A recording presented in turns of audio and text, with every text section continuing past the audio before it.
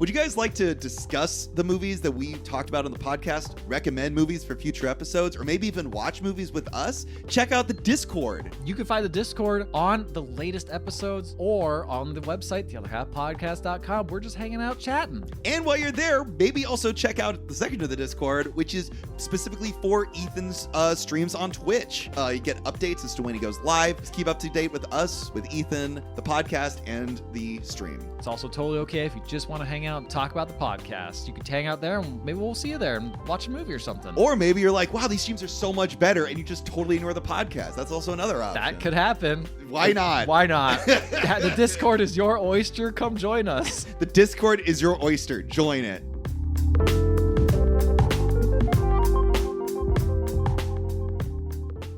Hey, I'm Mike. Hey, I'm Ethan. Hey, I'm Lindsay. I watched the first half of Spencer. I watched the second half of Spencer. And I watched all of Spencer. And this Is the other half.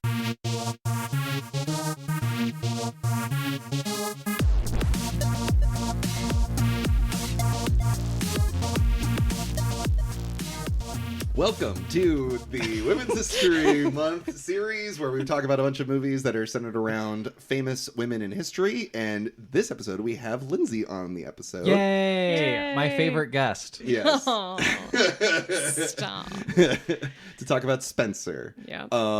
Yeah. So you have not seen this movie previous to us like wanting you to be on the episode, right? No, I hadn't. So I wanted to. So you were just interested in like The Crown, you know? Yeah. British I'm a royals. pretty big fan of all that. What do they call a fandom of The Crown? Do they have like, they call them crownies? Are they like, Crownies. like, you know. Crowns were all just teeth. Yeah, lots Covers with to teeth around. Crowns. I don't think there's a Fans name. of the monarchy. Yeah. Okay, well I don't want that at all. We can cut that. Yeah, I know. Yeah, I'll definitely edit that one out. Arguably, Spencer was not a fan of the monarchy. Yeah, no.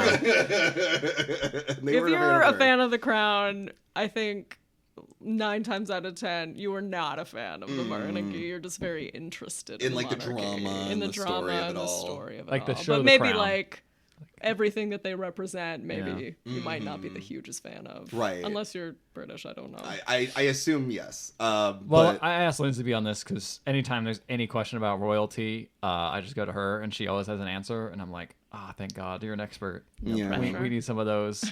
First off, I'm going to expose something about my knowledge of Diana, what this movie's about, Princess Okay. Diana. I thought she married into the royal family. She didn't, As opposed to what? as opposed to like being born into the royal family. She wasn't born in. She wasn't born in a royal family? No. She was See, born this is into. why I have an expert on here to know She what's was going born. on. She's a member of the British aristocracy. She's like. Oh, that's like the she's- same thing. It No, is it's not not. at all the same thing. I cannot. I don't want to waste time, but I cannot stress enough how not the same thing that is. yeah, Okay. that's very So different. they're different. There's Very So what's the whole different. Meghan Markle thing? She's like not even part of that at all. So No. she's like even No, farther so away. she's- Meghan Markle's an American. She's an American. So that's even citizen. worse, right? Not worse, but it's different. She's Okay. so much further removed. Got it. Yeah. She's okay. more further removed. Okay, Yeah. got it. Okay, that makes more But like sense. Diana is a lord's daughter. Right. That's why I and read she the has- Lord part, and I was like, Lord, that's part Lord of the monarchy. doesn't mean like right, you're a it's king not. or a prince or Yeah. a queen. It just means you're So a for- noble family. So, So what- like you were going to come on this podcast and admit that you thought that Diana wasn't part of the family that she was part of? Like she married her I know cousin? we all know she was a Yeah, royal from the I thought maybe start. she married her Yeah, cousin or something. exactly. No, No. I mean, no, I don't Well, she think wasn't. so. She also known as like the People's Royal. Like That's She what was I called, thought. So she that's- was called the People's Princess. The People's Princess. That's what I thought. Like she was Yes. really Oh, well liked. posthumously. posthumously. That Okay. was coined, I think, by the prime minister at the time. I see. Hmm. See, the only thing I know about Princess Diana is from Diana the musical, which we all watched together. Yes. That's crazy. That is all. I watched that too. That's interesting. I think through like you talking about it and now you saying that, I thought people knew more about it. I I'm aware think of like her death. Yeah. Yeah. I think I was more fascinated with it, and it probably started when she like died, and when I heard that when I was little, because previously, like I was a little kid, so I Right. don't know anything going on in the world, but I didn't know anything about her until she died, Mm-hmm. and so I think that's like that was like a really weird time for me, I think. Did you like then like look into it and was like, okay, so now I'm like looking into like her history and like her family and like all that kind of stuff like afterwards? Yeah, I think once I started like being old enough to like go on the internet and look stuff up, it's like that's one of the things that you look up a lot. Right. You know, those like And her relationship to the royal family to as the well. royal family, and then Yeah. like true crime stuff that you like, the crimes of the day, like yeah. So do you hold the opinion that the family was behind the entire thing? Okay. The real because I stuff. say it was like I true crime and this, but I don't engage in that kind of conspiracy. It does feel kind of like seedy. It's just It feels like the same like energy of like Kurt Cobain was murdered by like, you know, like CIA. I was gonna say Courtney Love, yeah, but there's sure, that yeah. conspiracy. Yeah, this thing I of was like thinking of a hating different on, yeah, like, you know, this weird thing of, yeah, like this conspiracy. Well, it's just probably like a really, I mean, they did definitely like suck the life out of her. Yeah, I think I focused more on her as a person, her life, and her relationship, and like I never got into like conspiracy land. So I think, well, I don't there's know already nothing about that. clearly with a movie like this, there's clearly already so much to like explore. You know, like there's a lot to explore about her as a person and like that relationship that she had. Like, I don't know, that I found very fascinating, and something I found Kristen Stewart did a really good job of like portraying as well. Like, I feel like she brought a lot of probably her own experience of like being famous and thrown into the spotlight, being in the public eye, and then being like critiqued or, you know, I don't know, like that's something I found very interesting. Scrutinized. Yeah, exactly. That's something I found really interesting about this film is like I think, I don't want to say stunt casting, but I feel like casting someone like Kristen Stewart was something that was she's not British, but she definitely brings something to this role that I feel like a lot of other actors might not have been able to experience as much. Purposeful, yeah. Yeah. I wonder that too, and I like wonder if it extends to the other two movies you saw. Yeah, definitely. Yeah. For Jackie and Maria. Jackie was a big one that, I mean, yeah, was a big one where we were like, oh yeah, this feels like, I think it's just, she felt like the person that could really emulate it. She's just like an amazing performer. This to me feels more like a situation. Maria a little bit more like she, you know, like Angelina Jolie is like an aged actor, possibly would be something that maybe you can bring to that. But I feel like this was something that was like people talked about it. Yeah, it's a purposeful choice. Yeah. And maybe even people came to it with like a sense of criticism already in their mind. Because again, it's like it's a person who's an American doing like a British, you know, someone who is part of the British, you know, royal, you know, story, basically. Yeah. How did you feel like Kristen Stewart was able to like emulate, you know, someone like Diana? I kind of struggle with it. I think we'll get into it, but with this movie in general, I think it's helpful, at least for me, and I've also read like other people's experience with it. It's helpful if you are a big fan of like this period of history and this particular story. It's best to go into this movie not looking for like accuracy. Oh, really? Not looking for like this is like your quintessential kind of biopic take, Right? And more of like kind of like an aura of like the ideas and the concepts of what this story represents. Yeah, I think that's kind of also this guy's kind of like MO in a lot of ways, because spoilers for movie we watch in the future, which is the same director directing Maria. But in Maria there was a lot of like speculation of their final days, right? Like it's a lot of like imagination of like what it could be like, using the facts that they're known about this person and then kind of constructing it around basically kind of this mythology and making kind of like it seems very much like like kind of like a, well, they said it in the beginning and we'll get into this, it's like a fairy tale. I was going to say the first line of the movie is a fable from a true story. Or a true tragedy. Sorry, it's true tragedy. So it's like we're dealing with the emotions and the tragedy in terms of that, but not like the actual like facts of what's going on. And I think that kind of to me extends to her portrayal of Diana, where like I feel like she kind of emulates this idea of her without like hitting the beats perfectly, because I think her exact portrayal to me seems very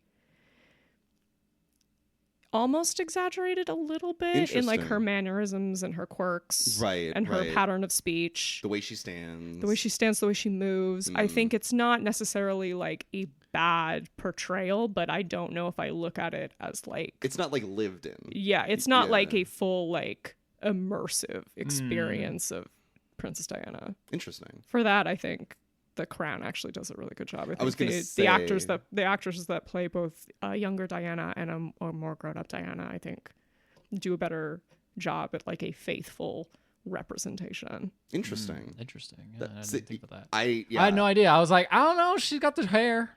She's got the clothes. She's got the hair. She got the clothes. Well, that's what I'm saying. It's like you're hitting the notes. Like you're broad strokes. Yeah, you're getting all of the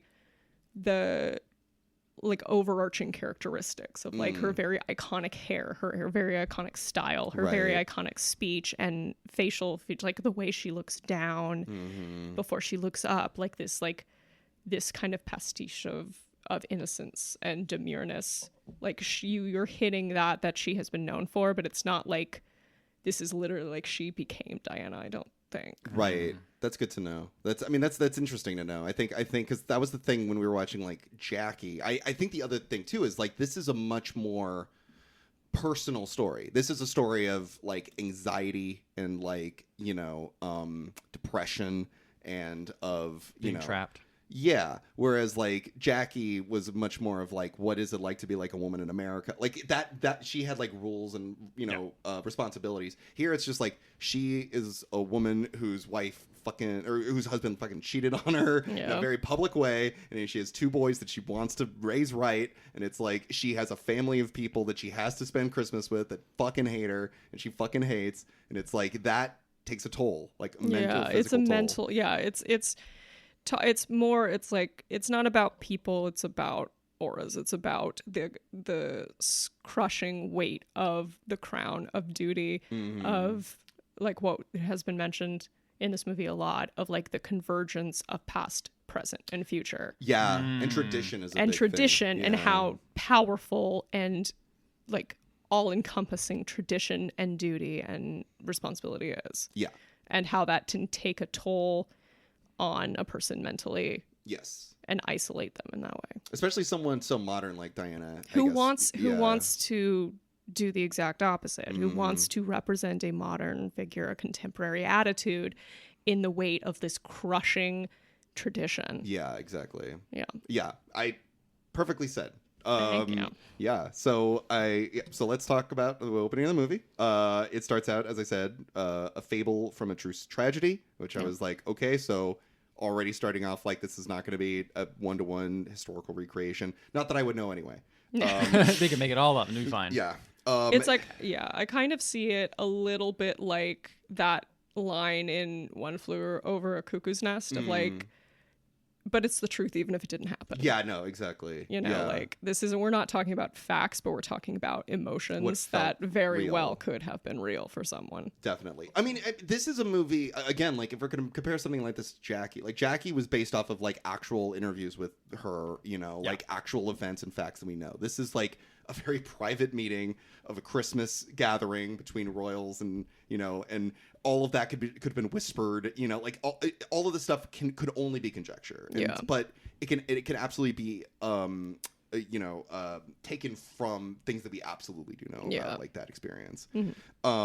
Movie, by the way, also looks gorgeous. Now, the other thing about Lindsay as well, you are a photographer, so I'm sure you can appreciate the photography in this movie, the way that the colors look, the film stock that they're using in this film. I know, shot entirely on film. Yes. It was no question, apparently, like we're absolutely doing this. And I think it makes sense because we're also looking at this as like a period piece, Absolutely, yeah. So they did such a good job making the film look kind of faded and degraded in a way that kind of like, to me, I thought the picture was off for a second, and I was like, oh no, this is how it's actually supposed to be. It's coming in the second half too, so I'm not like introduced to everything properly, but I'm just like, is everything okay with my screen? Oh, okay, no, this is the vibe. This is the vibe. Kind of like but it gives it like a dreamlike kind of quality to Yeah. it. Yeah, it's very hazy. Very hazy. Well, and also it is in England, right? I was gonna say it accentuates the English winter, but Yes. it also really brings out the greens of like the grass. Like that was the thing that was so striking, is how green the grass looked. Like it. Yeah, there's some film stock. I don't know specifically about this film stock,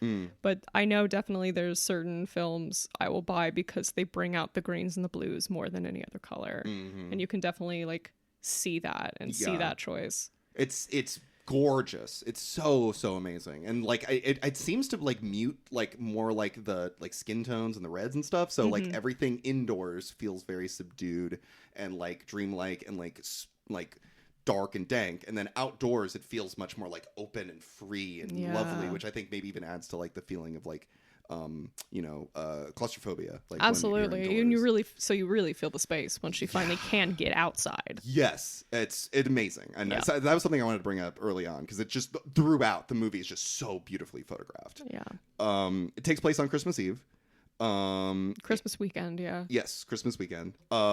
We see at first it was very strange. We see like security surveying like an empty kitchen. Like it's just like royal security guards like walking through an empty kitchen, like looking up and down with guns, and I was like, okay, I don't know what that's about. And then there was a cool shot of like a caravan of cars, and they're just barely missing a dead pheasant like in the road, which was so cool. This sets the tone in such an amazing way. Yeah. Of like the approaching dread. Yes. And it keeps getting worse and worse and worse. It's so subtle too. Yeah. Yeah. Like it's so off-putting because it's like the tires are just barely missing this dead every pheasant. single one. And but you see how many and cars. you think, okay, now it's gonna happen. Yeah. And like I think if anything, and we'll get into it more of like the symbolism of the pheasant, but this is a good kind of idea of seeing a movie about Diana or a piece of media about Diana in general. It's like there's always this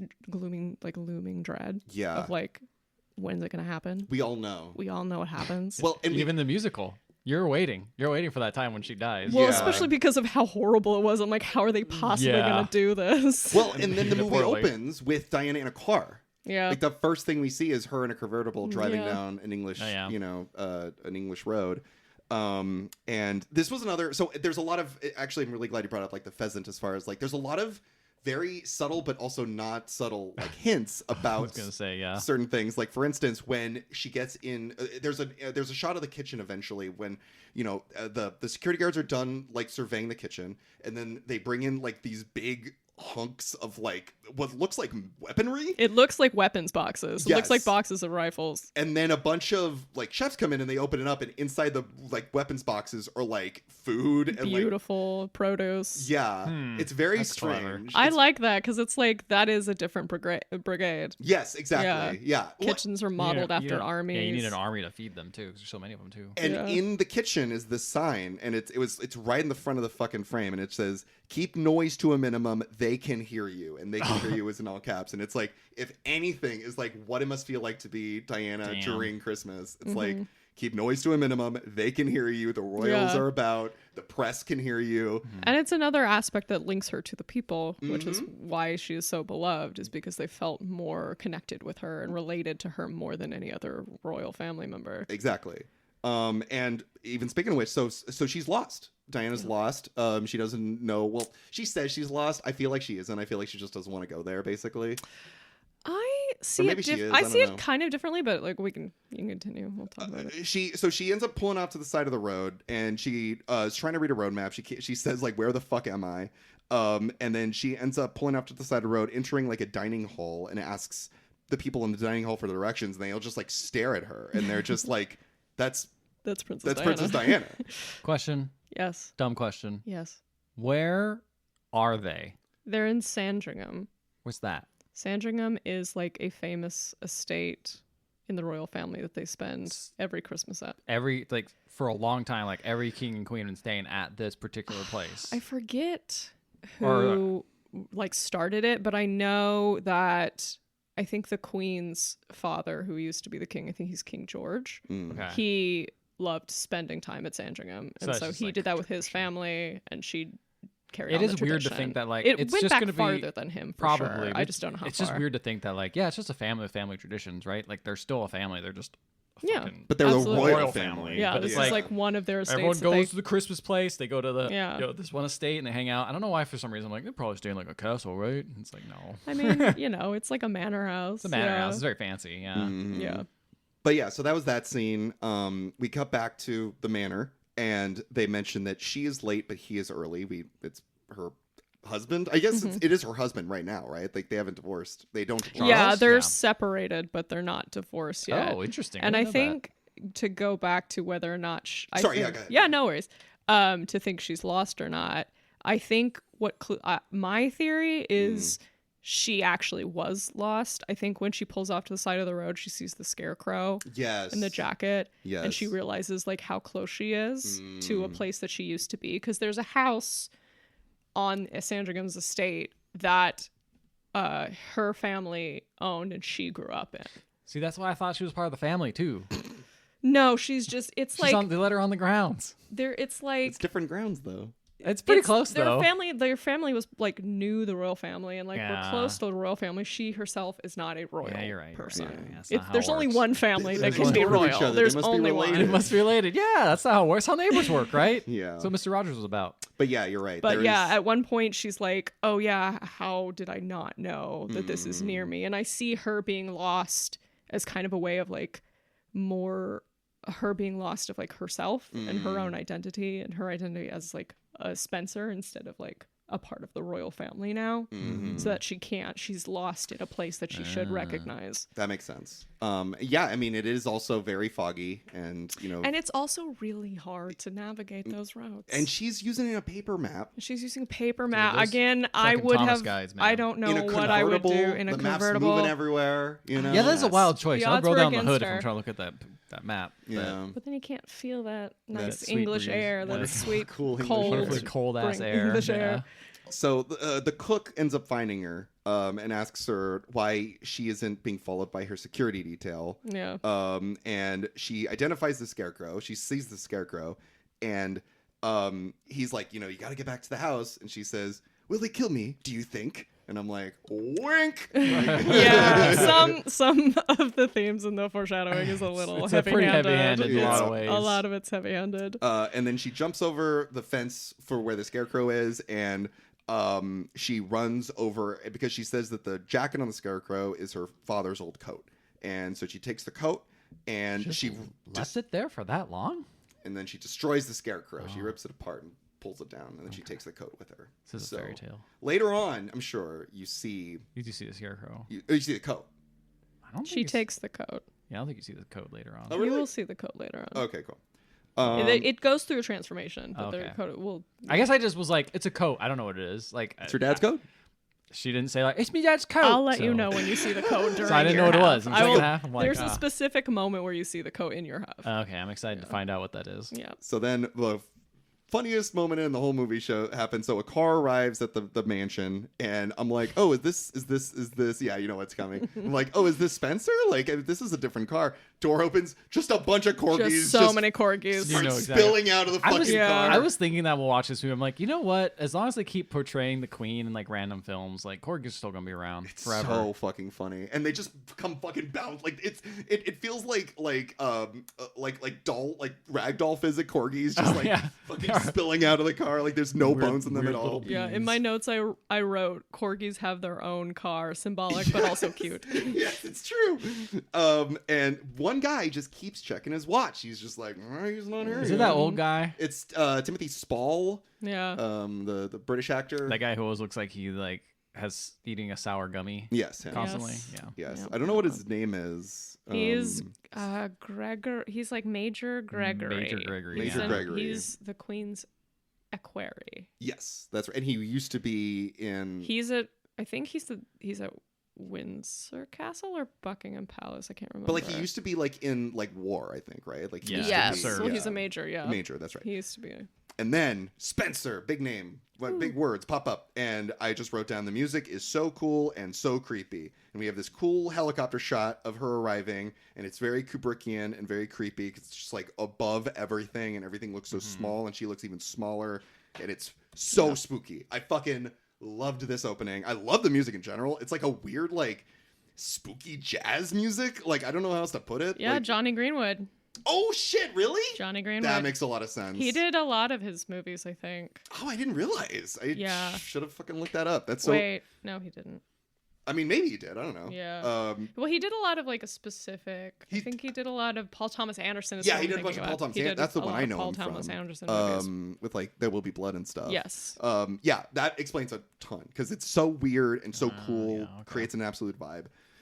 So she enters the house, the mansion. And I wrote down her face is just slightly out of focus, which I think is on purpose because it's like she feels immediately like she is like... She's a background. She's not as important. She's not as important, and she also feels like people are probably getting way too close to her. Yes. And this is it was such a silly tradition, but it's also funny. So she comes in, and they immediately want to weigh her.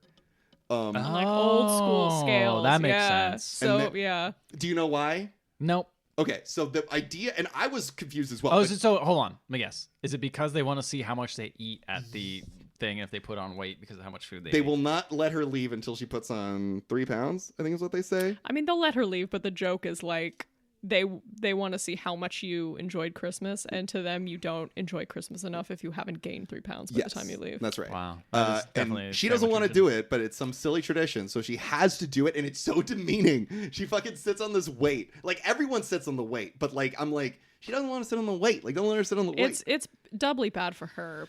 Oh, yeah. Yeah. Because of like the eating disorder and Yeah, what she suffers exactly. from in that way. And it's that thing that I know I felt before where it's like you have these preconceived notions of these people. So like anything that could be innocuous, you see the insidiousness in it. You see the ability to insult you or the chance to like just kind of poke you again.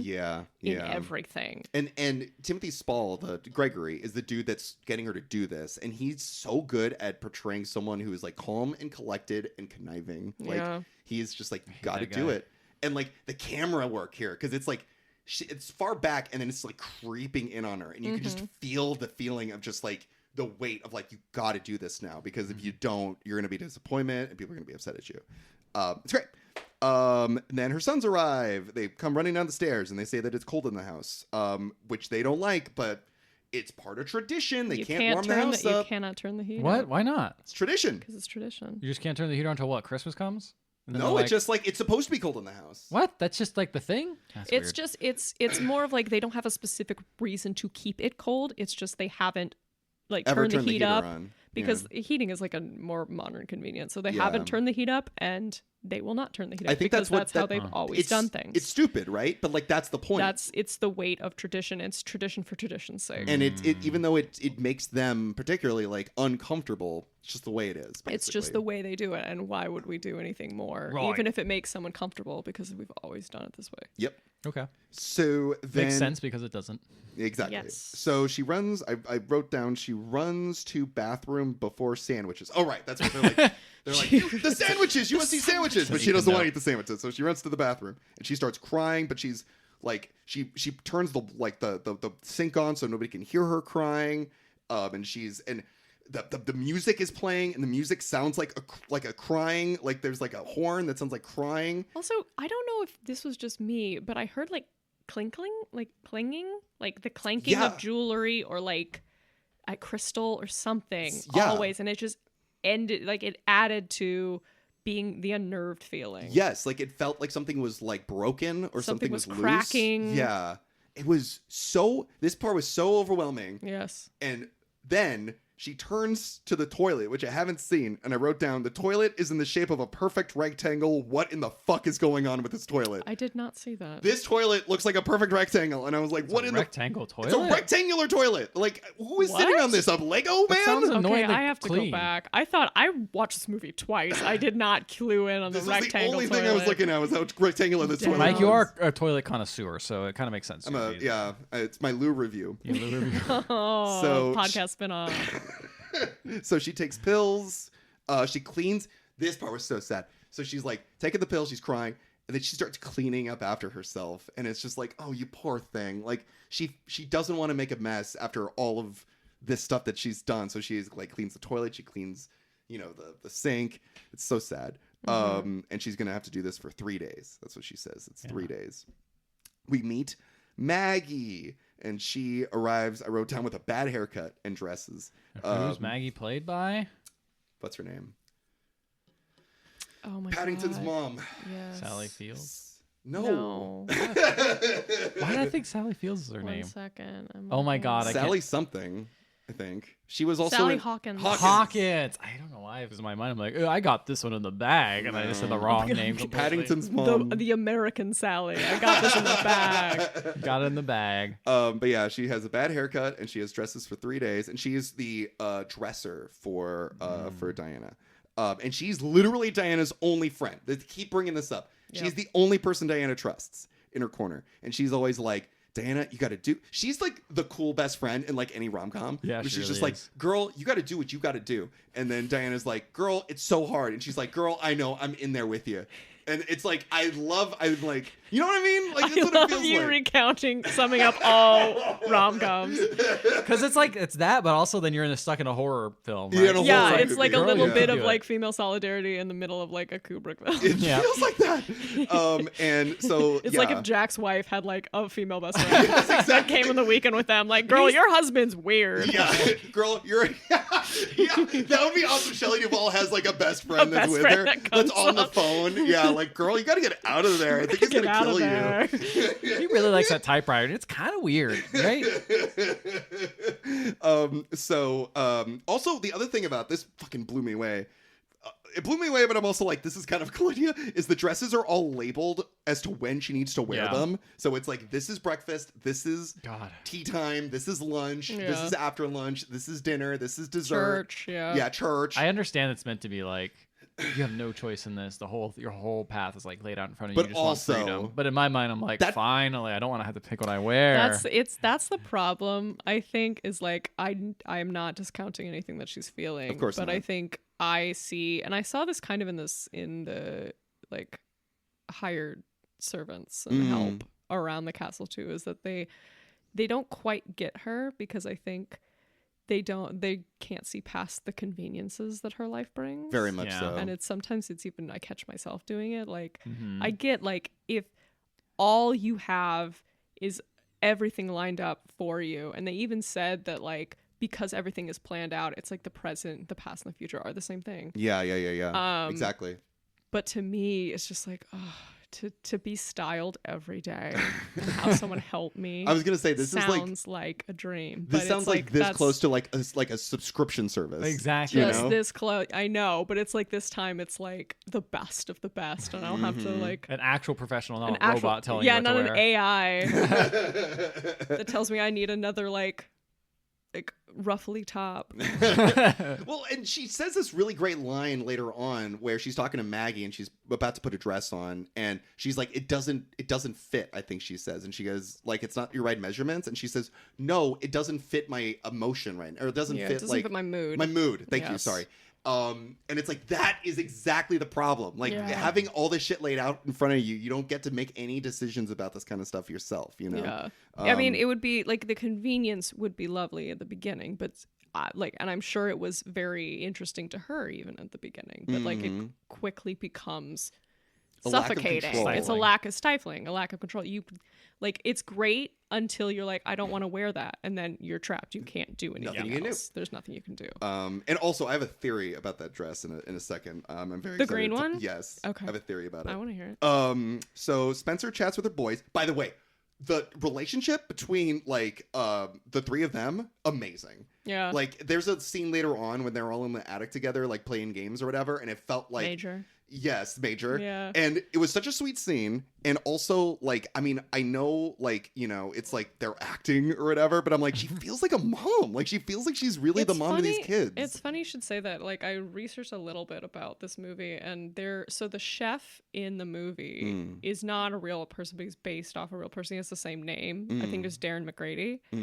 And he kind of has gained some prominence for like, I think he wrote a book about like the time he cooked for like the Queen during this time, and Princess Diana as well. And he said, out of all the times in this movie, the performance of Kristen Stewart and her children was the most accurate. He's like, it reminded him the most of Diana. It's so like warm and like loving, and like she just plays like, because she's maternal but not like, I don't know, like it's not like, I don't know, it's so real. Like it feels so real, this like relationship between the three of them.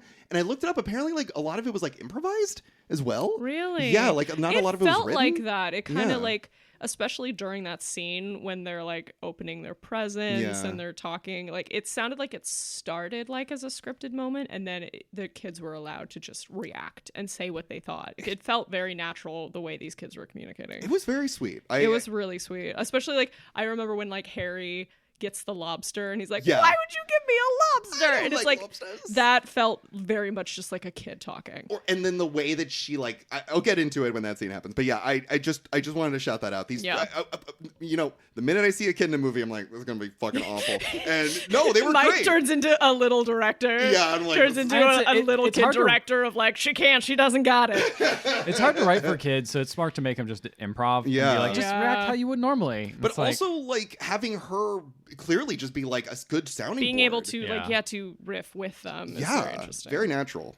So she chats with her boys about the Scarecrow. She mentions the thing that you've been mentioning a lot as well, about the past and the present are basically the same thing. And because they're learning about the different tenses, basically. Royals, they also mention the oldest son says like, royals get presents the day before everyone else because Santa delivers it to us because we're so special or whatever. And at first I was like, oh, you little shit. But it's clear he's like, doesn't like that. Like he doesn't like being different than everyone else. I think he's relaying what his father told him. Yes, that's right. Yeah, and his father like, mentioned this all to I him. want is to get presents on Christmas like a normal kid. Yes. And then she mentions that her childhood home is dangerous and boarded up and they can't go there. Yes. Which is very spooky. I thought you said child at home. Like childhood home. Okay, we locked the child at home. I was like, there's a third child that they locked son up? Locked up. He's still locked up to this day. Still locked up to this day? Yeah, they haven't let him Free out. him. His name is Ivar. Can you imagine him looking like that and he's Diana's son? Can you imagine? Really got the short end of the stick there. Oh god. Yeah, I think he looks more like the Scarecrow. So Spencer receives pearls from her hubby, and she hates them because they're exactly the same pearls that he got his mistress. And it's, yikes! Come on, man. And but she says this great line. Oh, I wish more movies did shit like this. She says this great line. She's like, "It's not the pearls' fault." She's like, the pearls shouldn't have to like face my wrath. It's his fault that he did this, but like I can't hold this against the pearls. Yeah. So she offers to give the pearls to Maria. You mean Maggie? I guess Maggie. I don't know why I wrote Maria. No, it was Mairead. It's another maid. It's two maids that. Oh, there's two maids. Because she's in the room after presents. Yes. So it's all messy. All the presents have been opened, right. And now everyone's cleaning up, and she's just talking to the people in the room. Right. Oh, okay. And this was the other kind of thing that made it feel like a ghost story. Is like because she spends like no time with the family, like she'll go into rooms and it's just like a mess, and you're like, what the fuck happened here? And you're like, oh yeah, this was Christmas for everyone but her, basically. I still haven't made up my mind on this. The first time I saw this movie, I thought, oh, she doesn't go to any of these events. And that's why it's like a growing tension between her and the family, because like, she keeps saying like, oh yeah, I'll be right in, and she finds a way to delay and not go in at all. Right. The second time I watched it, I wasn't so sure, because especially in this scene, she talks about how she left the pearls there to show him that she doesn't care, or she doesn't notice. So that makes me think that maybe she did go. We're just not seeing that. Like we only see, and we'll get into it, one actual like moment where she's interacting with the family at a like planned event. Right. And like, so I can't make up my mind. Like, did she go or did she not go? I don't really. It's kind of left open-ended to me. But I don't. Or maybe I'm just not. Yeah, it's an interesting choice, and that makes me think like the actual scene where she is interacting with everyone is a lot more important to show. and the rest of it is just not. I what think they're trying to also say. just saying like having her interact with people, it would be just her pretending to be having a good time. Yeah, and it's it like could it's kind of be- tiring, but why not see how she actually feels, which is revealed That makes afterwards. sense if you look at it from that perspective of like when she's actually there, she just kind of turns off herself. Yeah. So it's like Exactly. you're not even following this is Diana the- if we did. This isn't the real Spencer. We also see This that is- she's taking like pills, so maybe she just doesn't. She's not Because I'm really like, even like. how can you avoid every single Christmas event? I mean, if you crazy.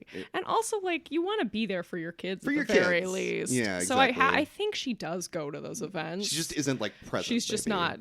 It's just not important to show those events. As It far also as, like, makes the other movie events. feel spooky. Like It does yeah. because you see her walking into empty rooms most of the time she like when she eats when no one else is around, like Exactly. you know, which we'll get into later Yeah. on. She also mentions, she says everything has already happened, and like I said, she offers to give the pearls to this maid Maria's like, I would not accept them, don't give them to me, I would never accept pearls. Yeah, like they that, can't do basically. that. And then she Diana finds a book all about Anne Boleyn. Ah, yes. Yeah, Anne Boleyn, and she recites the story to her father's coat. What do you know about Anne Boleyn, Ethan? Not a dang thing. You don't know anything about Anne Boleyn? Nope. Not anything. I mean, I know what she said in the movie, which is that she got beheaded, right? That's Yes. a pretty big thing about Anne Boleyn. Yeah. All right. Yeah. There you go. And the movie gives you the context. They're there for dummies like me. Okay. All right. Well, there And you then go. yeah, it was like because she didn't. It's not because she was she cheated on No. her. It was the opposite. Yeah. And but they blamed was it the on her, king. but he blamed it on her anyway. They framed her for that. framed but her, yeah. He was the king, just fell in love with another lady, and so basically framed her and then fucking chopped her head off. And she didn't give him a son when Yes. that's what she Which is a wanted. very- they she definitely- fell out of favor, I Yes. think is like what they're trying to say. Very Right. heavy-handed parallels to the conspiracy of the royal family killing Diana, right? I think- I feel like that's what the movie's I going think for. what they're trying. I think where she sees herself is like she sees herself as a potential queen who has fallen out of favor, as Anne Boleyn did, and they got rid of her because she didn't fit in anymore and she fell out of favor. I don't know if she's literally saying like they are going to have me killed. This is the conspiracy. She did ask her if they're gonna kill her.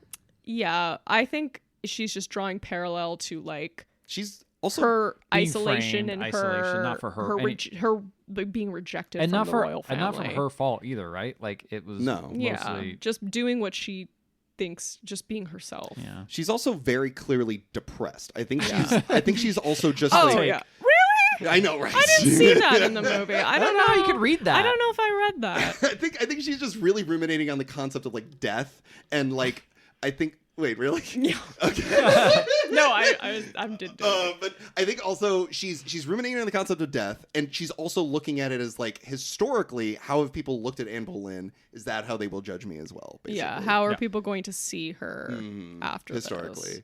Yeah. It's very fucking spooky, especially later on when Anne Boleyn fucking shows up, and I was It's like like literal Anne ghost. Boleyn's ghost loves to show up. She's Ooh. one of the most frequent ghosts in the Tower of London. I think that's people true. see Anne Boleyn's ghost a lot. With And her- the Tower of London though, not this place. Yeah, because she was But she beheaded at the Tower. of That makes London. sense, but then she transferred over. This She's is- like, give me a little This ride is- It's not a over." ghost. It's just her visions. It's just It's just a hallucinations. theme. Yeah. It's just a good old Sure it's theme. not a ghost? I know it's not a ghost because her It's- head isn't tucked underneath her arm. Here, you know?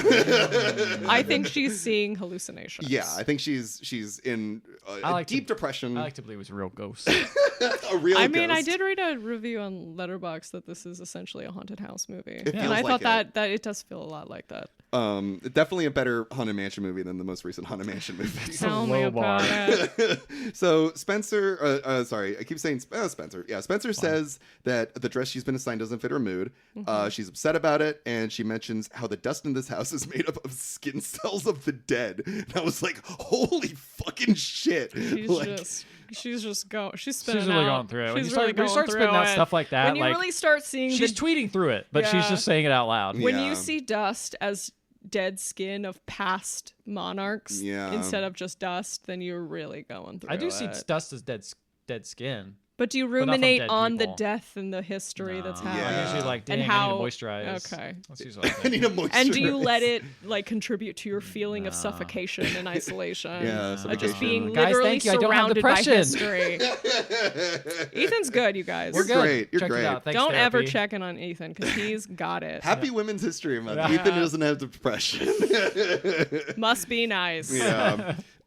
So Maggie's telling her, she's doing her cool best friend thing. She says, they can't change, you have to change, but also don't change who you are, basically, she says. Yeah. Which is not necessarily like straightforward, but also like that is the line you have to walk, which is not a fun line to be. But basically also Maggie's like, I'm here with you, girl. Yeah. Like, don't worry about it.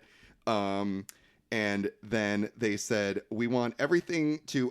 so they cut back to the chefs, and the main chef is like, we want everything to be the best it can be for our Princess of Wales. So it's clear that he's making this food for her. Like, he wants to make sure that she enjoys he the feels food a special, like, more so than anyone else. special spot for her. So this is my conspiracies. She walks in with this green dress. No one else in that room is wearing that dress, like that color. Everyone else is wearing like a warm color. She's wearing this like pea green dress, and the dress matches the curtains, so it's almost to feel like she's melting back, like you don't belong here. And it also matches the soup, and I feel like that's like they know what the fucking food is gonna be. They know this is the dress you have to wear to dinner.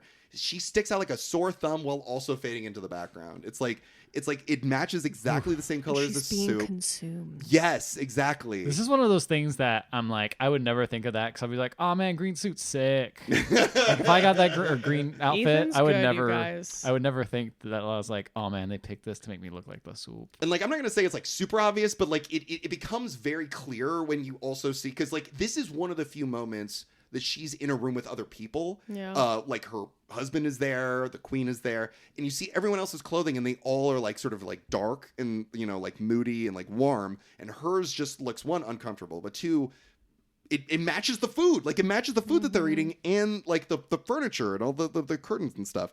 And she sort of like looks around at everyone's face, and then she fucking looks over at Anne Boleyn sitting at the dinner table, and then she goes up and feels her neck, and she's wearing the pearls that she received from her husband, and she rips the pearls off, and they land in her soup, and she goes down and she starts eating the pearls. What? She eats Just the pearls. ravenously eating the pearls. Yes. Okay, this is getting a little funky. And then she goes and she throws them up. She throws up the pearls. At the dinner table? No, she goes in the bathroom. Oh, okay. It's also a hallucination that didn't happen. Oh, wait, really? Yeah, when she's in the bathroom, she has a full string of pearls on. Oh. It's a I was like, holy hallucination. fuck, this is crazy. I was like, I was You were bought blind. in. You're I bought don't in. know why I did. There was Anne Boleyn at the table, but yeah. You're like, well, ghost? it's, Yeah, well, obviously. that's the thing. It's blurring reality. Yeah, Because yeah. it's like it's again that theme of like, and of not knowing what is real and what isn't, and assuming people are out to get you. Yeah. Because of the history you have with these people. Like, Yeah. when they have the shots to the different members of the royal family, Yes. Prince Charles and the Queen, they kind of have this expression where it looks like they're looking directly at you, but I could see like a different perspective of like they're just looking like through you, or like Yeah. 1,000-yard stare, like through the middle distance. Yeah. But it's like to someone who's already hyper focused on like how she's being perceived Mm-hmm. and these people not liking her. It's almost like people's innocuous actions of just like looking off. It's like they're looking directly at you, they're judging you. Mm-hmm. They're observing you at all times. You can't escape them. Yeah, and you're surrounded by them. And you're surrounded literally by here. them. And so then she takes the pearls after throwing up the pearls, which she doesn't actually do. After She does like throw up, like Yeah. because she does throw up. has struggled with bulimia. Yes. But the actual eating of the pearls and ripping the pearls is just kind of like a I was like, holy hallucination, I fucking think. Yeah. And Even it's is like soup's it's great. hey, you Mike know is what? like pearls are crazy. yeah, I was like, You know what, can't Mike? do that. It's the truth, though. It Yeah, didn't really happen, but it's the truth. exactly. That's what, It's, probably what it felt it's like. an idea. It's the idea of like these pearls are like burning on Mm-hmm. your skin. You need to get them off because they're constricting you. The weight of what they represent is constricting you. Well, and I was even like, you look at Anne Boleyn and you touch her neck. I mean, yeah. What's come going on. to happen there? Yeah, What's exactly. gonna happen there? So then she takes the pearls off and she puts them on the mannequin, which also holds her father's jacket. So it's almost like she's starting to like create this like thing, this almost like another scarecrow within her own like bedroom. She gave the jacket to Maggie to repair, and so when you see it later on, it probably looks better than you remember it being. Thank you. That's why it's hard to recognize that it's the same jacket. So it's late at night. She leaves her room and she goes into the freezer and she starts just like eating all the food that's in the freezer all by herself. And I wrote, weird butler arrives, and he says he's here because of the attention that her husband has brought. And he used to be in the military, and he watches to make sure that others don't see anything. This is the I major think he guy, says right? the attention that Diana that Diana has brought. Yeah. Even though I think she corrects him and is like, my husband brought the attention. Like, I didn't do shit. Something, you know? or like something like, I'm not, like, he was insinuating that she is trying to seek attention, and she's like, I'm just a person I'm just a bug under glass. I'm not trying to get attention at all. And you're right. I think I wrote that down, and I was like, even as I was reading, I'm like, that doesn't sound like. I feel like he blamed her for that. He definitely did, or even like blamed her for the attention that he's getting, or something. Like, I don't know. It felt very strange. Yes. But it's just also middle of the night. It feels like that scene in The Shining when like Jack is like at the bar and he's talking to the bartender. Like, it has this like really creepy nightmare feeling. And then that scene ends with him basically just sort of going like, watch out, girl, I'm gonna keep my eye out for you. You mess with the bull, you get the horns. God, she says a line that's really cool where she like compares herself to a bug under glass. And they're each pulling her arms and legs off and seeing her reaction. She's like, oh, look at how much of a fuss this one brings. She's not like Anne Boleyn, who presented her head to the tweezers with such grace. Yes, that's right. That's right. That line is fucking dope. That's right. She compares herself to Anne Boleyn, who nobly gave her head. And he says, oh, that was the other thing. He keeps mentioning that she keeps walking around with the curtains open. He's like, like the presser outside. Yeah, paparazzis could photograph her through the window while she's dressing, so she needs to close her curtains. And she's like, fine, but then she catches herself of like, no, I shouldn't have to close my curtains just so I want to. So she's like, maybe, I don't know. It depends on a lot of things. Yes, that's right. And she's then just trying to find control where she can get somehow. And then he says, it's midnight, Merry Christmas. And so it's now Christmas time.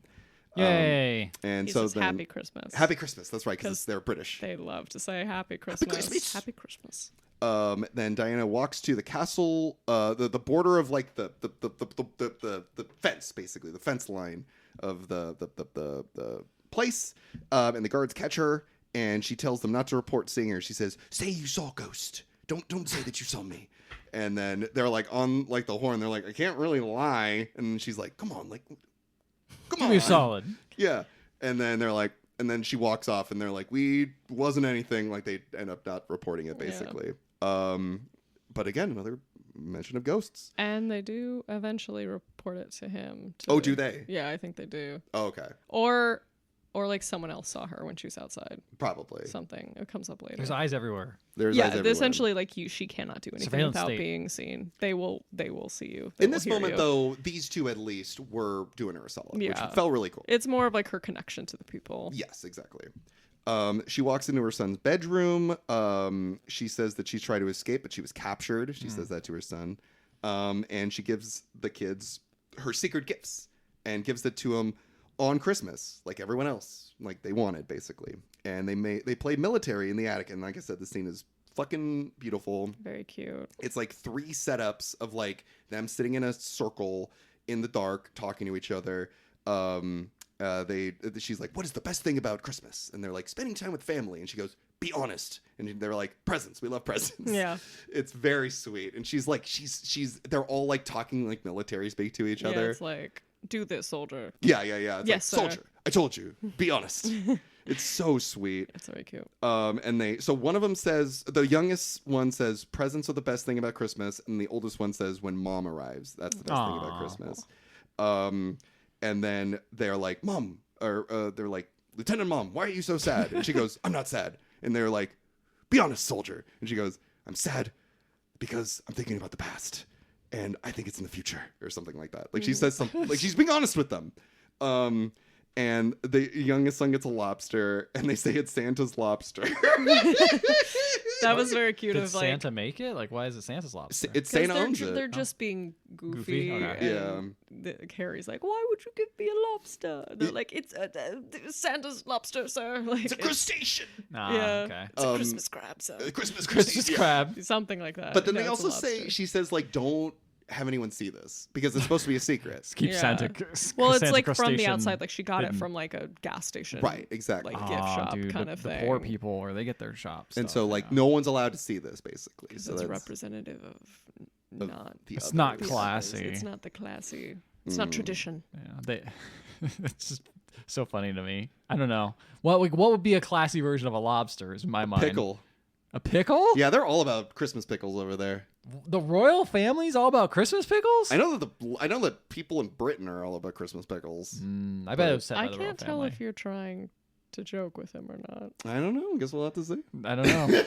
I guess Ethan I Maybe believe- I'm does have to mistaking it leave. for like Germany or something. but Wait, I did you mean literally? Yeah, I meant genuinely. Oh, I did not know that was a thing. I'm gonna look this up, but I'm pretty sure that Christmas Christmas pickles are a thing. Because Put a marker down. pickles. We're gonna take an hour We're break taking to an hour talk break about to figure out pickles. if it's Christmas pickles and Christmas pickle. Christmas pickles. It's an American Christmas pickle. Fuck off! A decoration in the shape of a pickle is hidden on a Christmas tree, with the finder receiving either a reward yeah, that's or some good dumb fortune American for shit the we would next do. year. We're like, are you gonna pickle? Yeah. I didn't know this was gonna. I want to do this now. I want to hide. I want to hide Wait, a Christmas pickle. What do you do? Wait, just explain it one more just time. put a pickle on a tree. You have a pickle ornament. It's a little pickle ornament. Oh, this is part of the podcast? Yes. This is now part of the Okay, podcast. you want, okay. I want the pickle So apparently, content. according to Wikipedia, that's my source. It's a thing where in America you have a little Christmas pickle. It's a little pickle ornament that you hide somewhere in the tree. Oh. And if you find it, you have good luck in I the think new I have year. heard this because it's like blends in with the Because tree, it's so green it's harder and to it's find. small. Yeah. Yeah. So we're doing it now. We're by the doing. way. Sorry, We are absolutely people from Britain, but Sorry. that sounds like something British people would be obsessed with. Oh, absolutely. Oh, get the pickle out of the Christmas tree, man! Little Timmy, have you found the Christmas pickle? Have you found your Christmas You are really pickle yet? isolating your British listeners right now. I'm pretty sure that like British old ladies like listening to this podcast. Okay, Shout-outs. you've definitely lost them now. Shout outs to our British foxes out there. You have to be extra nice to Diana for the rest of this That's a true. podcast to win Yeah, if them Diana over. was still alive, she'd be one of our listeners. She probably would be. Yeah. She'd be like, "Oh, those righteous old young chaps Talking about their their pickles. pickles. They don't know nothing about British people." Did you say, oh, I don't no, know why before. she sounds like a Cockney person. I don't know. Anyway, You watched a whole movie hearing her voice. okay, here's the thing too. I love this movie. I like how it's made. It is so fucking quiet, and like the music is Yeah. way louder than hers. Yeah. So loud. And like- she has a naturally soft She talks like voice. this, and the music is so fucking loud. It's- yeah. And like Angry jazz everywhere. Yes. And there was no captions in the version I had, so I kept like turning up the audio, no. and it would just be like, it's Christmas time, and I'm very sad." That's what it was like. And I kept to apologize because I was watching it, and like my wife was like in the kitchen like making dinner, and she's just like, it's so loud. I'm like, I can't hear Kristen Stewart talking. I know. But I was like, this is the one thing. I had to, because the first time I watched it was a friend was over, so we talked kind of like as the movie was going, and we weren't even like loud. Yeah. But like I had to rewatch it because there's whole swaths of dialogue that I did not get a single clue about. Like I didn't because just the normal volume of two people talking was Yeah. too loud for it. like in normal people talking, and then it's like this, which is like it makes sense, right? Like she feels like trapped. She's soft. and, like, She's always can't had a speak very for herself soft as well. voice. right. And like I think there is a hushed way of communicating in Yes. that environment Very much so. anyway. Careful, Yeah. they can hear you. They can hear it. Be careful, they can hear you. But it did suck because I didn't hear the bug part. I only heard the part where she was which is the awesome part where she mentions the what was it? Anne Boleyn nobly gave her head. I like that yeah. part. Anyway, so her oldest son says that he has no choice but to be king. And they're like, "Mom, do you want to be queen?" And she says, "I don't want to be queen. I just want to be your mom." And it was just like, oh, I love it. She wants to be their mom She more just than wants- she wants to be queen. She just wants to be mom. She wants just to wants be to be their mom. mom. That's her most important job. That's true. It's the hardest job in the It's the world. hardest job. Next morning. Really trying to win back those middle-aged shot, British women. especially if you're in Britain. In the You're a ages British old lady. Hey, of 40 to 60 not years easy old. to be a British mom. It's the hardest thing to be a British mom. So next morning, I wrote, crazy fucking shower, what the fuck? There are toiletries in this movie. The toilet I and thought the she shower. I need to know about that shower. It was like all the things were around her, right? Like because it looks like a scientific device. It does. And it's like, again, it's all encompassing. She can't escape. She is Yeah, surrounded by I would like everything. I would like that She's- kind of shower. But that's the thing. Yeah. You'd like it right now, but it's like with I all always of these like it. compounding factors, would you like it? I don't know. It's so hard to explain. so hard to explain Ethan, one of those because things- Ethan is a golden retriever, and That's he's just true. like, I'm just here to have That a good sounds like a time. good And time. I'm like, I'm trying Okay, to when you explain. when you said crazy fucking shower, that was a scene where she was like doing a crazy dance in the shower for some reason. No. She's just in the shower, She's in and the it was like, shower. that shower's crazy because like Okay. all the spouts are all surrounding her basically. Right, yeah, that's I'm trying to fancy. describe it for the audience. If there's Trying to find a picture. if there's two things that you need to look up for this movie is the toilet and the shower. That's the last thing I would have expected when we were getting on Spencer the podcast. Fucking bananas. I think I have a picture. Let me see. This is the shower. This is the Oh, shower. that's a crazy shower. Isn't that crazy? It's a crazy it's just fucking like, It's shower. like this half circle, and it's like all these spouts on the tubing. Yeah. Are just like coming out. That's like an old school cool version. Like I would want Yeah. a cooler version. Yeah, no shit. How can you? Okay. I'll explain So- to you later. Next Okay. day, Maggie, her dresser, has been dismissed to London by the creepy butler. And That guy. yeah, and Spencer's like, I want Maggie back. I insist on her return. And she's like, I'm gonna cut my dresses to pieces if Maggie doesn't come back. And they're like, are you really gonna do that? And she goes, well, I'm just saying. Like she has to don't- immediately walk it back. Yeah. basically. Well, they don't say like, "Are you really gonna say that?" She says it, and then she catches herself of like, Yes. Yeah, because she basically. had previously heard that the servants are talking. Yes. And this will get back to her Right. and get back to like The butler. the butler man. So she's like, don't tell him I said that. Right, Like, right. she's still trying to like exert control, but she doesn't want to like be like make people uncomfortable, and she doesn't want to like be too demanding. It's that thing, right, where it's like, yeah, it's like she wants to stand up for herself, but she doesn't want to be accused of. But she still wants to be like accommodating to everyone while Exactly. she tries to set her boundaries, and we all know that gets to a breaking point where it doesn't work anymore. Common trap of being a woman, you know. Yeah. But yeah, and this part also just felt so personal because it is like literally in this movie, the one person that was being nice to her other than her children was fucking Maggie. Yep. And the only person that's been dismissed to London is Maggie. Spencer arrives late for a family portrait. She's literally the last person to arrive, even after the Queen. The Queen arrives, and then Diana arrives. She asks her husband how she looks, and he seems uninterested. And her husband tells her not to throw up before Mass. Which, Damn. yeah, which at first I was like, oh yeah, because she ate all those pearls. I now cannot get him the whole. But now I'm This like, I shattered your understand reality. now. Yeah, I love this. This is like another layer of the other half where it's like you don't know how the movie ends, but you also are going to the movie thinking Just that accepted she it. actually This is ate the- a necklace full The of good thing about having a giant guest pearls. on the podcast is you can correct this. So most of the time the feedback is They someone would've gone said through this something wrong. whole Whole movie I would have podcast. been like, damn, she ate those pearls the whole You would have time. gone through this whole podcast would've. thinking she ate And every Ethan single would not have pearl. questioned it. I would Ethan have. would have I'd been be like, like, this movie's yeah. fucking crazy. Sure, why Yeah. not?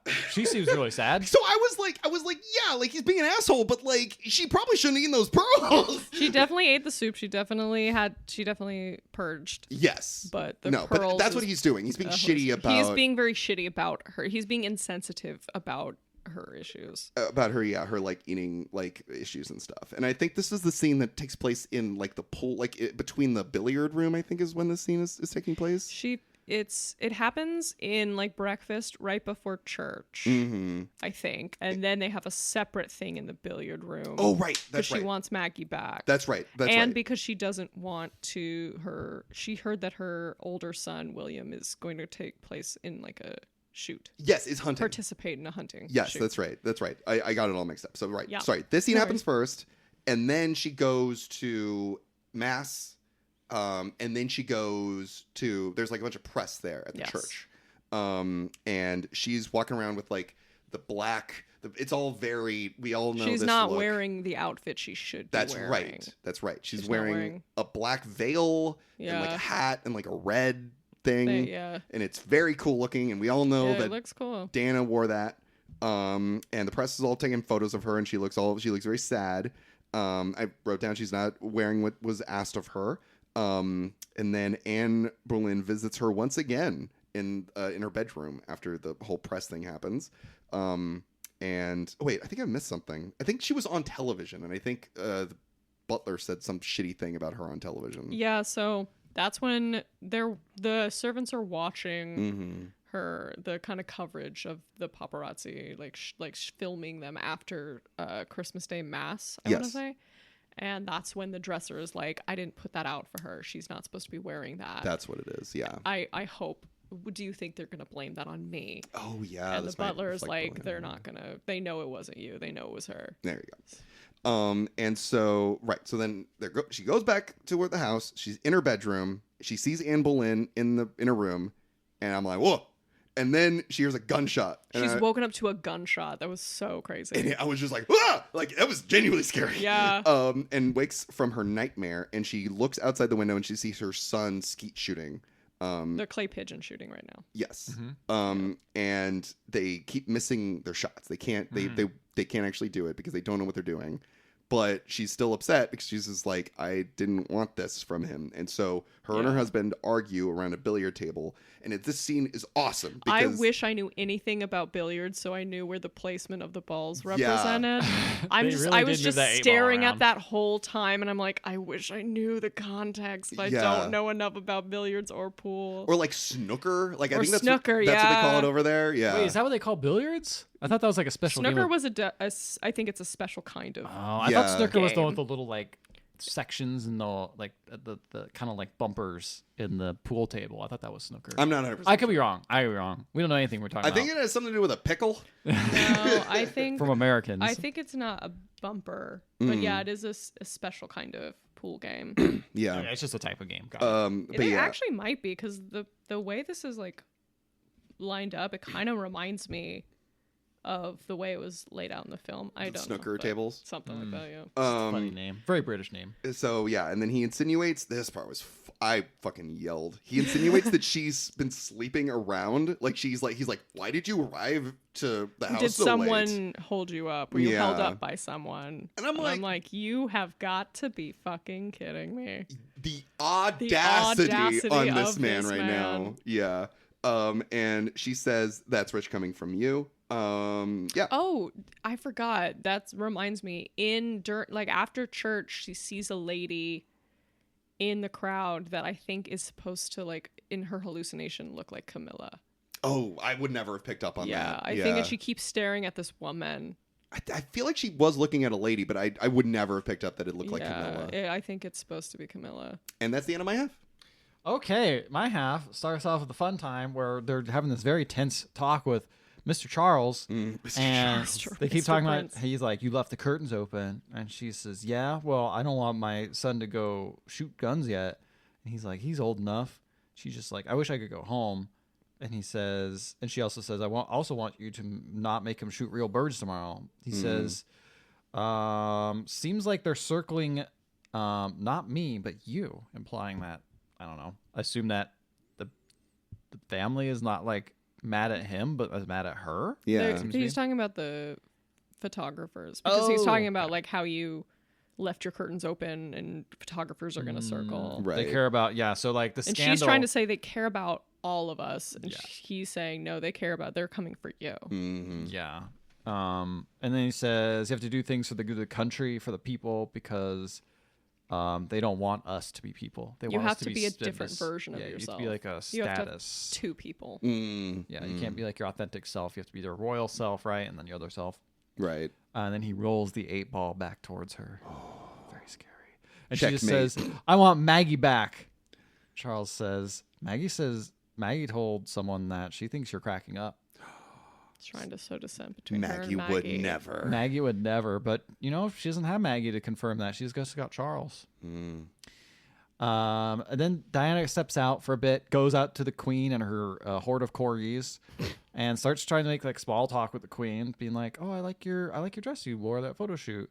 And the queen's like, "Oh, you really like getting your photos taken? Well, you know the only portrait that matters is the one that's on the 10-pound note, right? That's the only thing that matters. That, my dear, is currency." And then it turns into the movie. I don't know if currency was ever mentioned in your half, but like it really comes into play in like the second half about what is currency. This is the first time you kind of hear that. It's like there's so many different representations of what the royal family is, what Diana is. This one is like the queen, she is just currency. Yes. Oh, She's just something to be kind of like something passed around to be among passed the people. around, used, and consumed. And right, and I like that because currency is like, it's not just money, right? It could be also entertainment, or it could be gossip, right? Like things. It's something to be traded, but not a person themselves. Exactly. Right. Exactly. So we get to a little bit more of that, but she goes down where the chef's talking about what they're going to make for the royal dinner but I don't know what day it is. I imagine it's Christmas dinner. Christmas Day dinner. A lot of dinners. A lot of dinners. They always got a plan. Every night has a dinner. It'll be served at Weigh them. 8 p.m. precise. Dinah appears to everyone, and they all get quiet immediately. Like they're all planning, but then as soon as she steps in, silence. Yeah, because they have to like bow and like show her deference and To be all serious, but she's just like, "What happens to the peasants? Not peasants, pheasants." Pheasants. Sorry. Hey, the pheasant. The pheasants. From the beginning of the movie. This is another representation. This is another theme for Diana. Metaphor. The skeet shooting. Yeah. So they're getting ready to shoot some pheasants, right? Right. Is skeet shooting the same as clay pigeon shooting? Yeah, same thing. Oh, it's the same thing. I thought skeet was just a different way to say the bird. No, like no. bird. Oh, no. That's Okay, just the type. That's just the type of like what it's called, skeet shooting. I don't know why it's called that, but that's just when you throw things in the air and shoot them. Yep. Basically. Right. There's another thing that skeet is responsible. I don't know what that one is though. We don't have to. Not on Women's Month, Mike. We're gonna do that on Women's Month. I'm sorry. You're yo-yoing back and forth between keeping this particular demographic. That's the way we like it. What half are we on? I don't like Are we on the up yo-yo or the low yo-yo? I think we're in the low one. Yeah, definitely So bring the us low. back home. Somehow we man. probably get there a lot. So she asked what happens to the pheasants, and the head chef is like, well, they get plucked. Everyone gets home with one. Some get fed to the dogs, and the others are thrown away. And he says, like, don't be sad. They're like bread for the gun, which is like very on the nose type. It's this is the second theme of like Diana is the pheasant. She's bred to be shot, bred to be consumed. Exactly. Bred to be whatever, thrown to the dogs, thrown away. Or take her home. Not a real person. Not a real that person. harkens back to the pheasant we see at the beginning. Exactly. Yeah. She replies, "Oh, beautiful, but not very bright." And then she segues to like, "Have you read the Vogue article about me?" I don't know what this means. I don't know specifically what Vogue article they're talking about, but I kind of read it as like how she's perceived by people is like simply just like a pretty face and pretty clothes and not a lot of substance there. Yeah, and he's like, "Well, I put souffle on the menu just for you." And she's like, "Okay, that's fine. I like that, I guess." Souffle d'apricot. Oh, apricot. It's an apricot dish, which apparently is her actual favorite dish. Oh, that's nice. I mean, that sounds really good. Then she talks to the chef about like, I've been reading Anne Boleyn. I've been reading about her. The one who was beheaded by King Henry VIII. I saw a ghost. Just in case you don't know who she is. In case you don't know who she is, and I'm like, thank God. Thank you, Diana. I am but a peasant like the chef. The one person who needed that.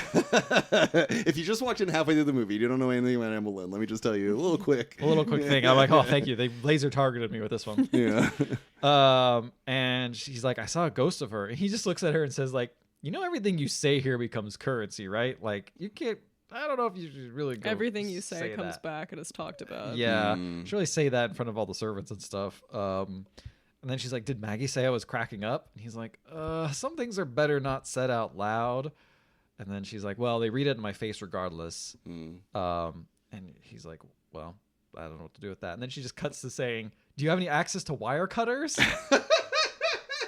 And I'm like, she's already lost. I'm halfway through. She's lost at this point. Yeah. She's just trying to get out. She's going to use wire cutters to get out of the thing, Is this the moment in the movie where he's like, when servants talk to you, like, I hear all these people talking about you, but they're sad when they mention you. Oh. I think so. Yeah, I think that's the time. He's saying like the servants talk about everybody. They laugh and they joke about everybody, but they just not feel bad you. for her. They're just laugh kind. about her. They're kind to you. Whenever they talk about you, they're just worried. Yeah, they feel bad. That's so sad. I know. Aww. So she sits down to hang out with one of the pheasants. and outside, and I said some guy, but it's that butler guy. He's like, "Ma'am, it's time to get ready for dinner." Mm-hmm. She's like, you have to stay in that accent the whole of Yeah, course, that's I how will. he sounds. Absolutely, Whenever you talk about him, you have I will. You're gonna have to get him to stop doing that. Dinner's at 8. This is again going to be a weird car ride home. And it says it's 5. She says it's 5 now. I don't need to worry about it. It's like, well, you must be dressed, and She's talking to a pheasant during this, right? Yes. No, she's talking to the butler guy. Yeah, after she saw the pheasant. Oh yeah, after she saw the pheasant. Yeah. The pheasant's there, kind of just hanging out. Just hanging. Just hanging Just out. Oh, there, Like, too. what are you gonna do? You're bred to be there. And he's like clearly annoyed by her. The opposite of the military, right? Which is being on time, being ready for everything, being ready to serve. And she's just like, I don't give a shit about any of this. Right. So he's like, you know what? She needs a good pep talk. So he's like, a lot of people died in service of the crown, and you know what? Who do soldiers die for? We make an oath of loyalty to the crown, not to the humans who wear it. You got to be loyal to the crown. And she's just like, I don't want anyone to die for me. And he just goes, giving up already, and just being like, well, I've been asked to ensure you've arrived at dinner on time.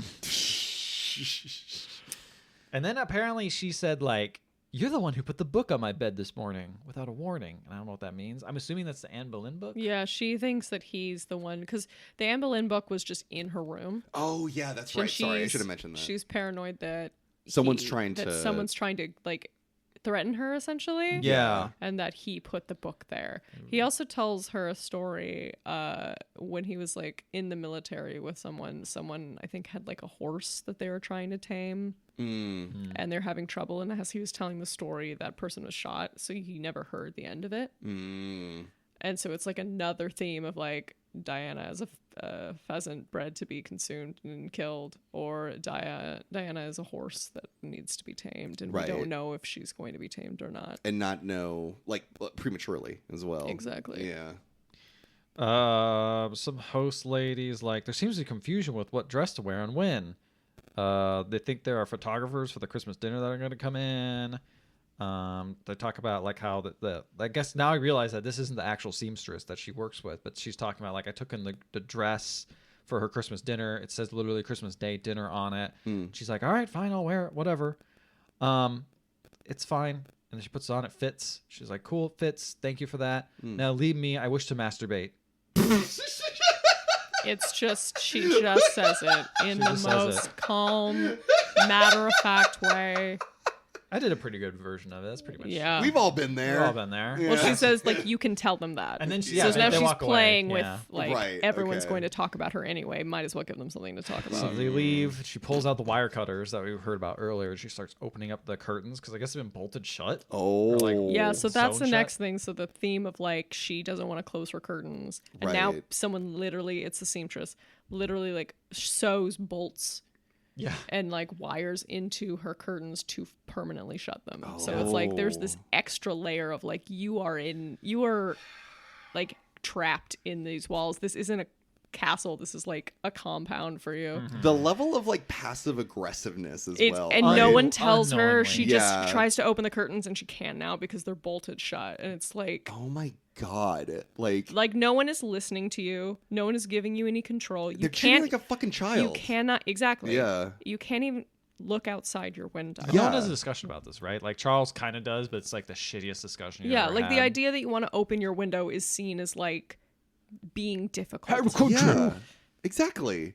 Oh my god. That's I'm so angry. Yeah. Yeah, no, It it's reminds like me a lot of when I was watching the first it's- half of the movie too. that's why I like this movie, because it's like, look beyond the fact that this is not like a factual like representation of like the story. This is just, we're capturing the frustrations and the absolute like wall that is the royal tradition Yeah.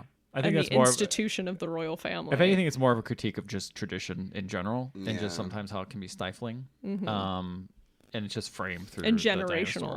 generational trauma. Yeah. And it's like, why do we keep the house cold? I don't know. It's just how we do it. Anyway, so she then is looking out the curtains that are open, and she decides to cut herself with the wire cutters. Oh my god. Which looked very painful. And dinner is Just like almost served. Well, it's kind of just like a what if I just do this? It's just like a moment. What if I do of this? like, It's like control. Like I have control. You have to It's- get control. It's like it's an instance of self harm. Yeah. Yeah. Like trying to gain control. Yeesh. So obviously she's and your bleeding, senses. so it's like very obvious in this dress and everything. So she goes and removes her dress, puts on a robe, and her son's like comes in and actually like encourages her. It's like, hey, we're gonna go to dinner. It's gonna be okay, Mom. You're gonna come. She's like, only take me a minute. And then she says, I'm trying to masturbate. yeah. Well, he says something that I think she mentioned to William when they first, like, when she first talked to him and her sons is like, if I'm acting silly, let me know. I'm only going to believe it if it comes from you. And this is the point where he's like, Mom, you're acting silly. And he's Yeah. like, you can tell that, like, he's just caught up in, like, you're a kid. You don't want the adults around you to be upset. Right. And, like, Yeah. you want to be there for your mom, but, like, at the same time, what she's doing is going to make it very awkward and upsetting for you. And Yeah. you also have no power in the situation. So he's Yeah. just trying to get his mom to just, like, come out. Just, it's going to be okay. Please just, like, come out with me and let's go down to dinner. It's a tragic position to have to put your kid It in. is. And it's like, as her story is tragic too, but their story is tragic. Yeah, very much so. Yeah. So then she asked him, like, did you see her in church? And he's like, who? Jane Seymour, of course. Do you know who Jane Seymour is? So she's talking about when she thinks she sees Camilla in the face of this woman at church, and Jane Seymour is the person Henry VIII wanted to marry, and so killed Anne Boleyn so he could marry her. Oh, got it. Okay. So then she's feeling sick in the bathroom still because she's not She ate all coming those out of there. pearls. She got those pearls. She ate all those She then pearls. hugs what's the Maggie? Maggie appears. She hugs her, Yay! but she realizes it's not her. It's a hallucination. It's some God just random damn thing. it. It's literally out of The Shining. It's when like yeah. Oh, that in the bath? it's like the bathtub scene Oh my where it's like God. Maggie's coming and she's hugging her and she's like, I thank God you're still here. Like, I need you. And then she looks in the mirror and she's just hugging that woman that was her dresser afterwards. Oh no. And that woman is so confused what's going on. Oh my God, that's so freaky. Ugh. Yeah. Yeah, she's losing her mind. She says, okay. She gets all dressed. She's going to go down and finally go to dinner. And then she just can't. She just turns around and says, tell them I'm not well. I'm not well at all. Tell them I'm not at all well. I'm not at all well. And then she walks off. Well, it's okay. So she's walking back, and then it cuts to she's walking down. And it's this long tracking shot of like walking down these vast Massive hallways, hallways. and then it cuts to Anne Boleyn walking through what looks like a very old Yes. version Starts of flat. that place, saying the same thing. Tell them I'm not well. And then it cuts back to her, and then it cuts to Diana again, but she's wearing Anne Boleyn's clothing, Yeah. saying Whoa. tell them I'm not well. And it's like this repetitive like cycle of trauma and cycle of trying to get away but being crushed by your duty and what you have Yep. to be. And this is what tradition spawns, is like Yeah. cyclical. It's like you want to be yourself but you can't, so you have to just be like, just tell them I'm not well. Yeah, yeah. I need to get away. I need to make excuses for wanting to be Get who I space. am and feeling what I need to feel in this moment. Man, that So- sounds fucking terrifying. Yeah. So after all that, she then goes down to the I don't know, I guess servants downstairs was like, I need a pair of Wellingtons and a torch. And I thought she was going to cook up some barbecue because that's what I thought Wellingtons and a torch meant. a But now I torch is a realize it's a flashlight. flashlight and Yeah. a Wellington is a coat, I believe. They're Wellies, wellies or boots. boots. Yeah. And a torch is a flashlight. I know the torch is a flashlight. flashlight, but Wellies are boots. We should have I made could translate. flashcards. They should have made flashcards, really. Trousers or pants. Tube is the subway. Yeah. But pants are different, right? Pants are A not. truck is a Pants are lorry. underwear. A Pants are boot underwear. is a trunk. Yeah, a boot is a trunk. And A boot, truck and is a lorry. Oh, and trash cans are wheelie bins. Yeah, yeah. There you go. Goofy. And now you can go An to aluminum Britain. is aluminium. Aluminium. And It's advertisements technically or advertisements? Advertisements. Cilantro is Basil- coriander. Coriander and basil is basil. Oh, yeah. Basil. We could do this for a long time. Here all day, folks.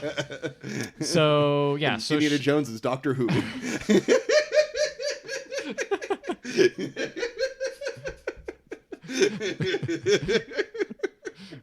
sounds good.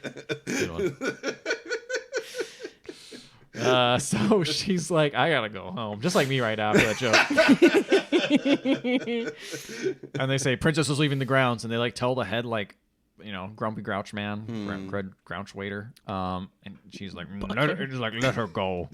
And so she goes out. It's like it's super dangerous though. It's all like locked up and rotted, and there's rats and stuff in there. And it's like, nah, it's fine. She'll be okay. She's going back to her old house. Yeah, the old house. So she's the place that was the park house. Boarded up. Yeah, boarded up. Yeah. She uses wire cutters to break in. She walks around. It's dark. It's dusty. It's nasty. I mean, it's not that bad, but it's but it's not where she's been. It's not where she's been, and she breaks. It probably is like not great. It's not great. It's not great at all. It's like kind of dangerous. There's rats. She's probably in heels, right? Well, that's the thing is she tries going up the stairs immediately, and it's just rotting, and it starts like she loses her step a little bit because the stairs do not hold their weight. So then she starts wandering the halls. You have memories of her flashing back, of her by the fire, how it was like a normal Christmas. You see the kids outside building the scarecrow, which you saw earlier. And then she's looking at the stairs, and she's like trying to get herself to throw herself down the stairs, and imagines it. And then Anne Boleyn appears and talks about like, you know what you need to do? You need to tear off that necklace. Well, yeah, she mentions he gave me a picture of himself, like a tiny picture of himself, the same one that he gave to her. Oh, yeah. She wore it in a locket around her neck. You know, you should do. You know what I just did? I just ripped it off. Ooh. So she rips off the pearl necklace, and it goes down all the stairs. It's very that dramatic. one is real.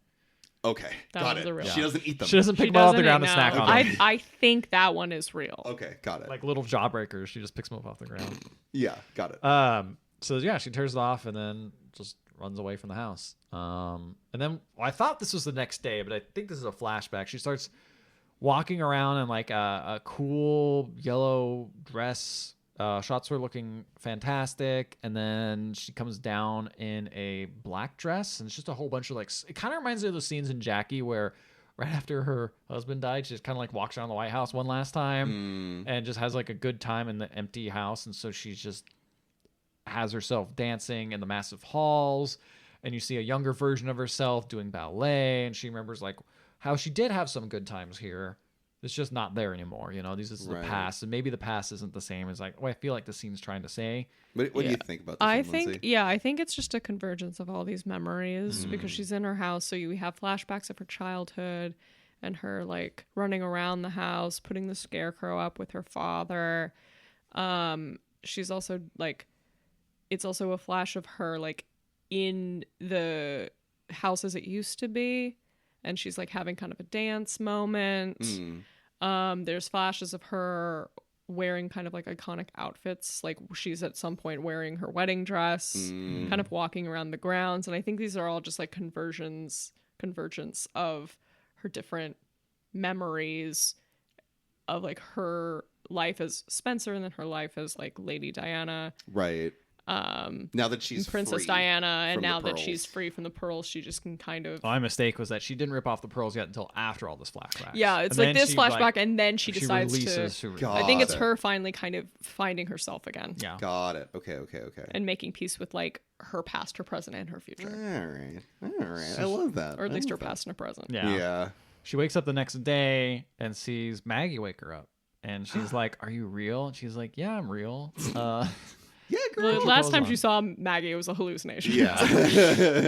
You probably want to check real quick. Yeah. So they put I on don't want to normal... hug a random stranger. Yeah, again. I know. Yeah. They put on normal clothes and drive to the beach. And Maggie says, like, they asked me back, and they said they needed someone to talk to you. And they're like, who asked me back?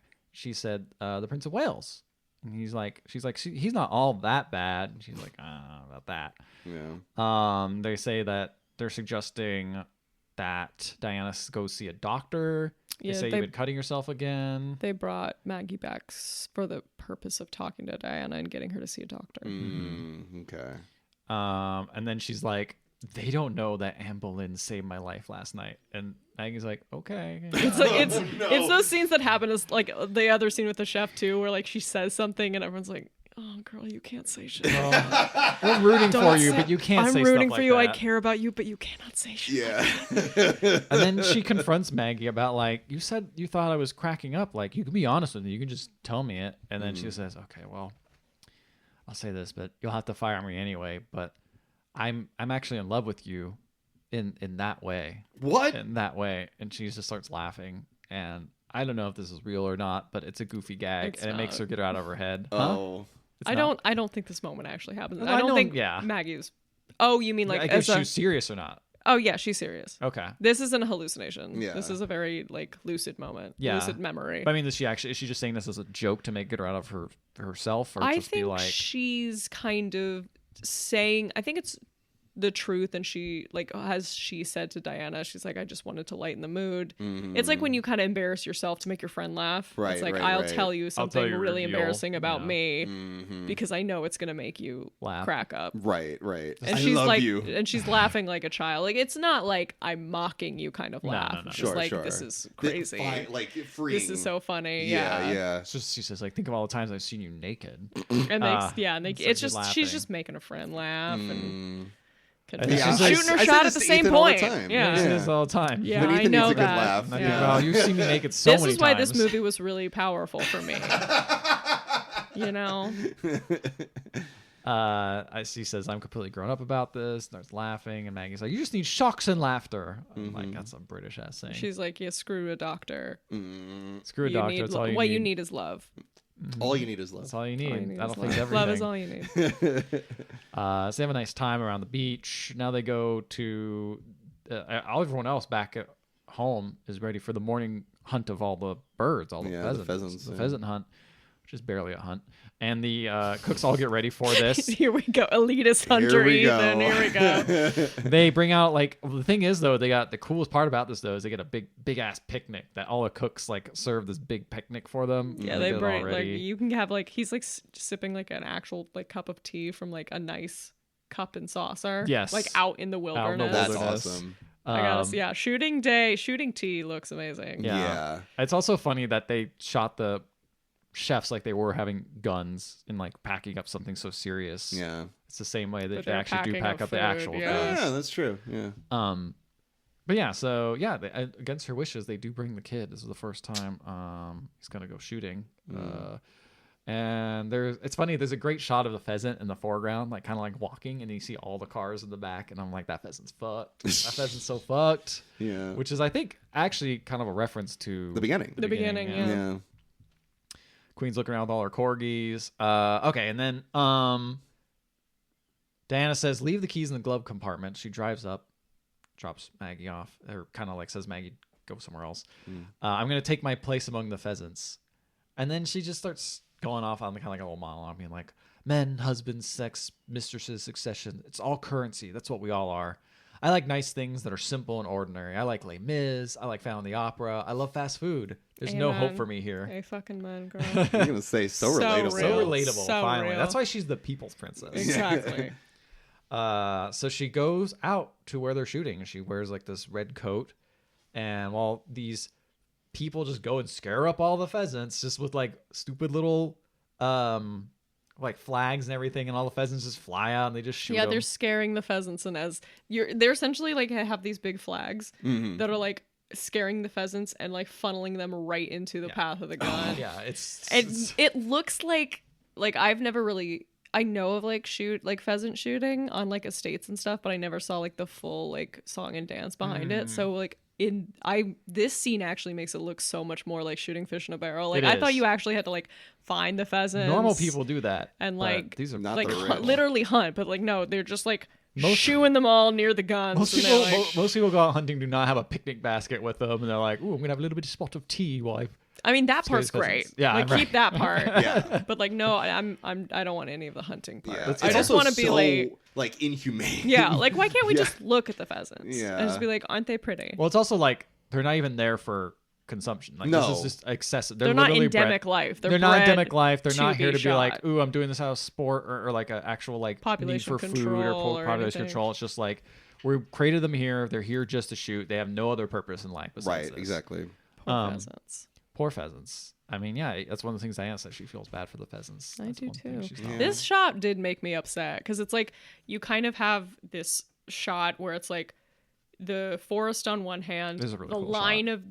of guns on the other hand, and you just see pheasants take off and then fall down. Because there's no way for them to go anywhere. There's nowhere else for them to go. They're How, like, the edge of the clearing, and then the rifles are right there. And it's like, it does look very sad. That's crazy. To me. Yeah, no, that's terrifying. So then, Diana gets out in front of all this while they're shooting guns. Extremely unsafe, but, she's making a point. Walking up. And, they say, stop firing, stop this. And then she's like, I want to make an announcement. Boys, I want to take you home.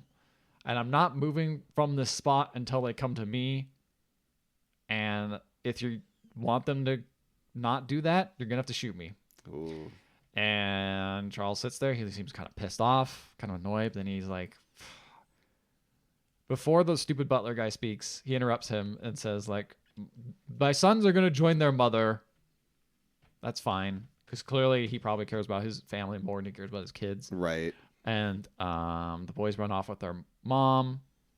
And they all have a good time. They get ready to leave the house. They weigh themselves at the end. Oh, yes. They say they're 17 and a half stone. Remember that. Write that down. I didn't know what that was, but she gathers up the boys in her arms and sits on the scale, and she's like, "Tell them it's 17 stone." It's fun. We really enjoyed Christmas. What I like about this, she's just mocking it. What I like about it though is she's taking back control of like traditions and making her own little like weird traditions, making her own spin on it. Exactly. She's trying to find, which is what Maggie told her to do. Control within the system. Yeah. So she's about ready to leave. She's getting in the car, and the cook's like, "Hey, you're leaving." And she's like, "Oh, you want me to cook something up?" And she's like, because we have so much of it. She's like, no, I promised them a real treat. I'm like, damn, you don't gotta throw the fucking chef I did under see this. I do feel bad for the cook in this scene because she's like, I missed your dessert because he made dessert for Christmas and she didn't eat it. She's like, it would have been wasted on me anyway. And I'm like, man, he made that for you.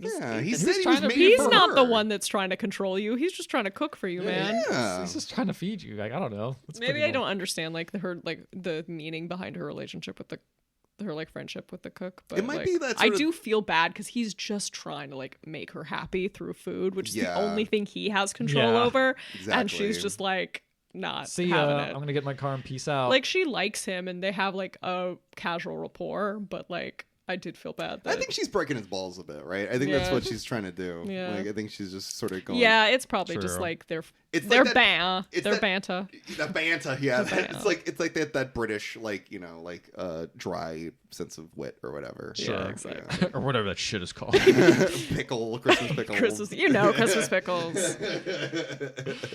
So she gets in her car and there's a note from Maggie. It says, "It's not just me who loves you, XOX," which is very sweet because it's like, I remember reminding her there that are people other do people love who do her. care about you. It's hard You're to feel not that alone. way. I know in it can this feel lonely. horrible place. And then she drives off, and you see the scarecrow. It has like a yellow dress on it now. Is that so? Where does that coat come back to play? Did I miss that part? So the coat she's wearing when she steps onto the field is her father's coat. Oh, it's the scarecrow coat okay. that Maggie like repaired to make look better. Got it. Okay. That she asked her to do at like the beginning of the movie. That's so cool. So she's like, she took the coat. She's like, I'm wearing what I want to wear. I'm doing what I want to do. I'm taking my sons with me. That makes sense. Getting out of here.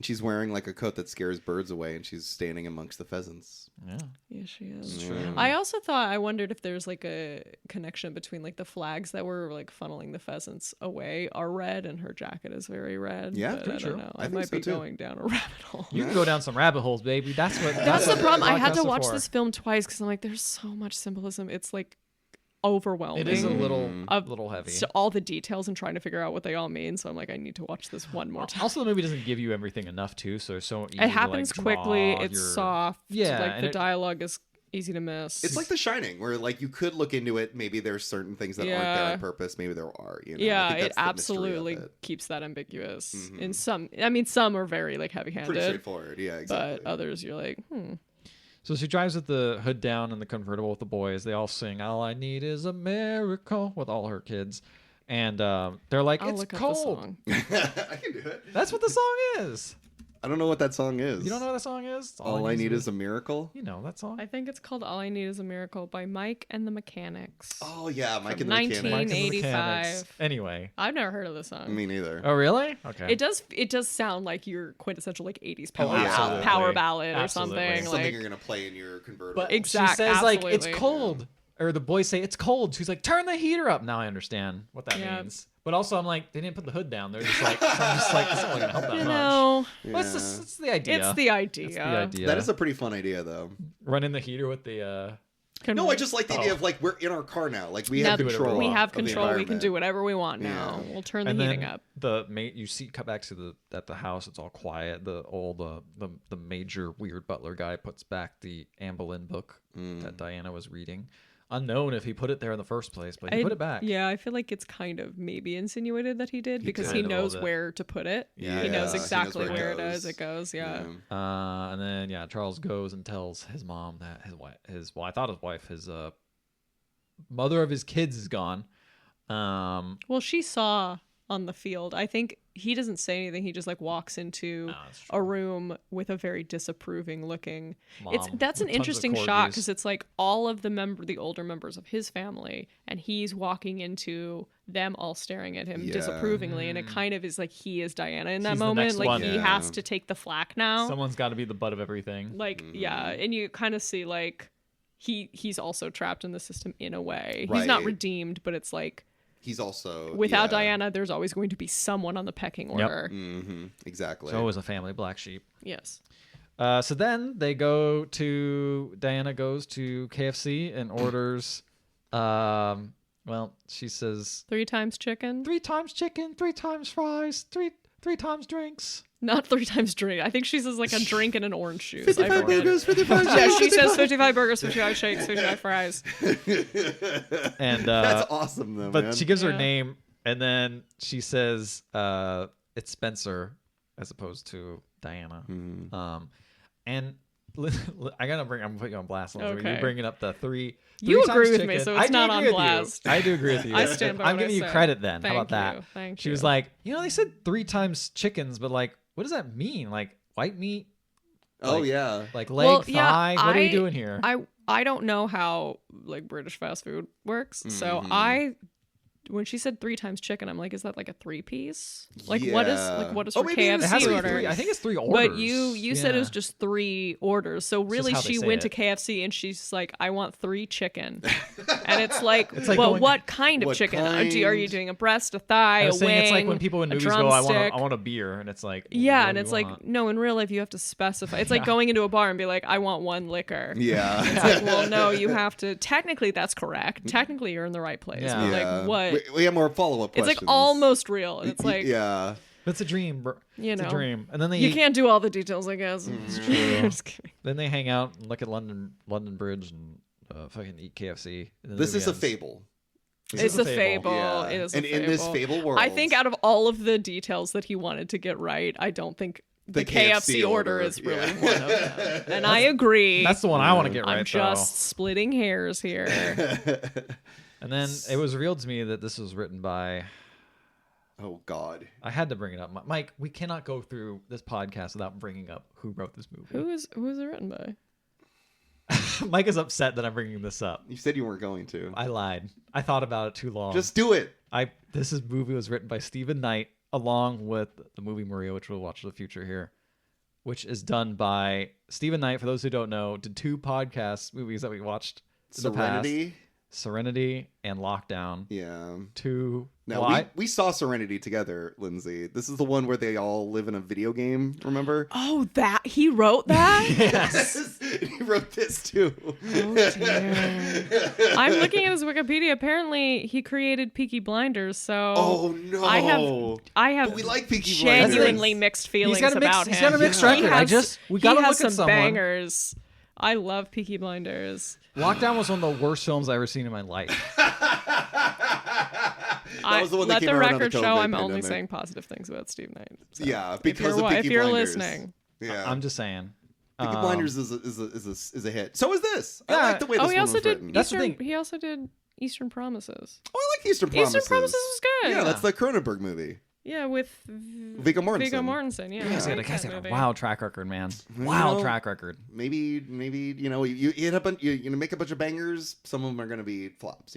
I guess you're right. He's one of 3 creators of Who Wants to Be a Millionaire. Whoa. Okay, now that's a crazy. Truly out of left field. I don't know how. How do you? I didn't know that you could like write screenplays for movies and create television and then also create reality TV. Reality TV premises. I didn't think you could like go like dance through all 3 of those spaces. That's crazy. That's nuts. Well, he made a good movie here. Yeah. He's a prolific man. I quite enjoyed this a bit. I enjoyed it a lot more with all the context, to be Yes. honest. At the beginning, when I first watched this, I was, it was a little heavy-handed for me, but it was like heavy-handed in a way that I didn't feel was like, I don't know, it didn't. I'm okay with like obvious symbolism and stuff like that for the most part, but like it just kept coming. And I will say, Yeah. like, sounds like the way it works is like it sort of devolves into a nightmare, and you got like the heavy nightmare fuel, whereas like I got like the subtle nightmare stuff. I mean, you literally came in and saw all of her like sequence in the home, so that is like I think that's when it's like peak. Yeah. It's the climax of like her, It's her absolutely freedom and stuff. So I think for me, it didn't have that build up. So obviously, this is the problem with watching movies in 2 halves. especially this kind of movie because it does need to rely on like building up the Exactly. tension. Like it sounded like your half sounded like really sick with all the like kind of subtle quietness. It starts and out just this- incredibly subtle. and like, it starts slow. off much like a horror movie does. Yeah, exactly. Like especially like with the dead pheasant, I'm reminded of Get Out, where it's like, and other horror movies too, where it's like you have to. It seems just like a normal traveling to a destination, but there's like an element of death that is always there, kind of looming. Yeah. Like the opening of the movie, I mean, I keep referencing The Shining, but if we're talking about the opening of the movie, it's literally the opening of the movie of The Shining 2, where it's like a helicopter shot, feels like a looming presence that's overseeing the events that are about to take place, and the main character appears very tiny amongst the surrounding area. Like it's like this is all done purposefully, and it is incredibly creepy and unnerving and subtle. And then as the movie continues, that becomes more of an overpowering nightmare. And something I think like me and Lindsay talked about off podcast as well is like how this movie does such a good job of capturing like anxiety and like paranoia. I feel like that's something I'm definitely very like sensitive to as well. Like I get very nervous about like people talking about me behind my back or like see, I didn't get into that in my half because it was all just like, here's ghosts, man. Like you have it when everything's come to a head. Yeah, so it's like there's exactly. no need to like build up tension. There's no need for subtlety. Exactly. It's just like this is all like coming together and one So explosive I definitely moment. after hearing everything, I did end up probably liking it more than I thought. How'd you like it, Lindsay? Like, what were your thoughts on it overall? Like, as someone who knows historical events, but also someone who just can appreciate a film, for being a film, I told this to Ethan because like I watched the tail end of this today. It was like a little snippet that I still had left for my second viewing. Is that I can't decide if I like it or not. Like there's definitely aspects of it that I really do like. And I like what he was doing to create this story, like framing this as like a psychological kind of thriller or like a haunting, some Shining kind of adjacent vibe. I like that. But I think the symbolism, there's like so much, and some of it is very heavy-handed, and so some of it is very camp. I think there's a lot of campiness. There's a lot of like exaggerations. So I get why it's not for people. Like I get if someone said I hated this movie, it's a joke. Sure. I understand what they're saying, but I do think I liked it. I think the thing that's hard to wrestle with is the fact that you're right. It is, once you said it was camp, it's like kind of is, but it's such a heavy theme that it's like doesn't really have time to ever look at itself and go, haha, this is kind of like weird. It is very self-serious. self-serious. It's so serious the whole time. It is very self-serious, and there's some moments of like, because it's so self-serious, it just comes into like being absurd a little bit. Yeah, that's fair. So like I get that, but like I think on the whole I do like it. I liked seeing it. It's a beautiful movie. Yeah. The sound is fantastic. The way they build tension, I think, is really well done. So it's like, I don't know. I'm on the fence about this. Not a lot of movies am I on the fence about. Yeah. So. And you've seen it twice now. So Yeah, like, exactly. that's So a I real thought on the fence. second like watch through would solidify my opinion, and I still am like, I could take it or leave it. At some points it's probably kind of messy, right? Like it's kind of a messy movie in some ways. Like they just kind of, I feel like a lot of things are kind of like dropped into the pot. And some things have specific tiebacks. Like obviously the pheasants was something they really thought about. They really thought about the outfits and like the scarecrow stuff. And I love the work they were doing with tenses. Future, how tradition past. kind of traps you in the past, and so the past, the present, and the future are all the same thing, and you can't escape it. I loved that message. I think that was a really interesting way to look at this. But there's just so many. It's like we said, they're like, she was a pheasant. Right. She's a horse that can't be tamed. She is a bug under glass. She is Anne Boleyn in the contemporary. She is all these different things. And I'm like, I wish they would have like cut it down to like just a few things and like really hammered those home rather than like have all of these different metaphors all coming together, because it's sometimes I can see it getting a little much. The one thing I appreciate about this movie, because it is about a real person and a true tragedy that occurred. The one thing I like, at least, is that it doesn't feel like it's in, like, you still feel a humanity to her. Yeah. Like, they allowed for scenes of her and her, like, sons together. And they feel warm and they feel, like, loving. And it doesn't feel like she's, like, a cartoon character that's just there to scream and be afraid, you know? I appreciate that aspect of it. Could have easily veered into that. Yeah. There's definitely, I've like read some critique of it, of showing her as just like a perpetual victim. And I kind of see where they're coming from. I personally, at least like looking at the end of the movie as well, is like, I feel like they show her taking back control. Is it enough to like portray her out through this movie as like this very like troubled person, this very troubled, like no agency person? Is that really accurate to who she is? Is saying that, like saying more about the institution or actually punching down on her? Right, it's hard to like juggle like those two things. Definitely.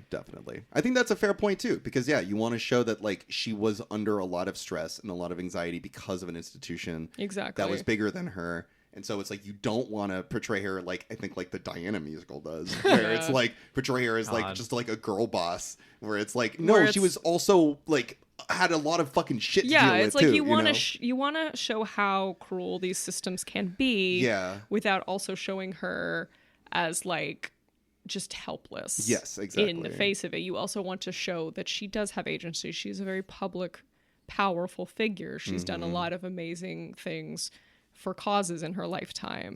Like she is a strong person. So it's like, how do you juggle like showing the oppressiveness of these systems without showing her suffering and just centering her suffering instead of her as a person, making sure it doesn't turn into like a blonde situation where like all we're seeing is someone suffering for like an hour and a half, 2 hours, you know. And then reveling in that. Yeah, exactly. Yeah. So it's like I think those are accurate. I think those are fair critiques. Absolutely. That's I think why I struggle with like, do I like it or not? I think I definitely like aspects of it, and I'll watch it again. Yeah, if it looks comes good. up. It looks amazing. It's a beautiful film. Yeah, that really, so good. I think just the precision and the execution really help it a lot. It's just a really well made film, I think. Yeah, just like Jackie, it's like super well directed. It's a great Christmas film. Oh yeah, great one. Put it on. I saw a Letterboxd review of like, this is what Christmas is like when during the holidays, like millennials are with their racist relatives. Yes, that's what I was feeling as well. I could very much relate to that. Guys, do you have any other Christmas movies to recommend? Email us. Is this a Christmas movie? Is this a Christmas movie? Email Technically. us. Probably. Yeah. More so than, Die Hard? I don't know. I will say that. I think it's more of a Christmas movie than Die Hard. There was more snow in Die Hard, though. Oh, shut up. Email us, email@podcast.com. You can find us on Facebook. We're on Blue Sky. We are on Discord as well, and Threads. And if you want to listen to our previous episodes, you can find them on any podcatching app. And while you're there, please leave a 5-star rating and review. We will read it in the show, no matter what it says, even if it doesn't relate to Christmas or if it sends us into, or if it's about Anne Boleyn and it sends us into hysterics. Thank you so much, Lindsay, for being on this podcast. Yeah. And for bringing genuine, actual, like, historical knowledge. Man, I can imagine how this podcast would have went with just us two knuckleheads. I kind of wish you actually recorded it without me now, just so I could hear it. I'm And glad. the whole time be listening in my headphones going, the pearls weren't real. You see her in Christmas in the white gown with the pearls. Because it would be again. interesting because at some point I'd be like, she ripped these pearls off. You'd be like, she ate those. How many pearls does this woman have? I genuinely was like, she has more than one pearl necklace. That's right? fair, right? Yeah. Obviously, when you get a pearl necklace, you get 5 backups. Yeah, exactly. I mean, Wilma has how many pearl necklaces? Good night, everybody. Good night.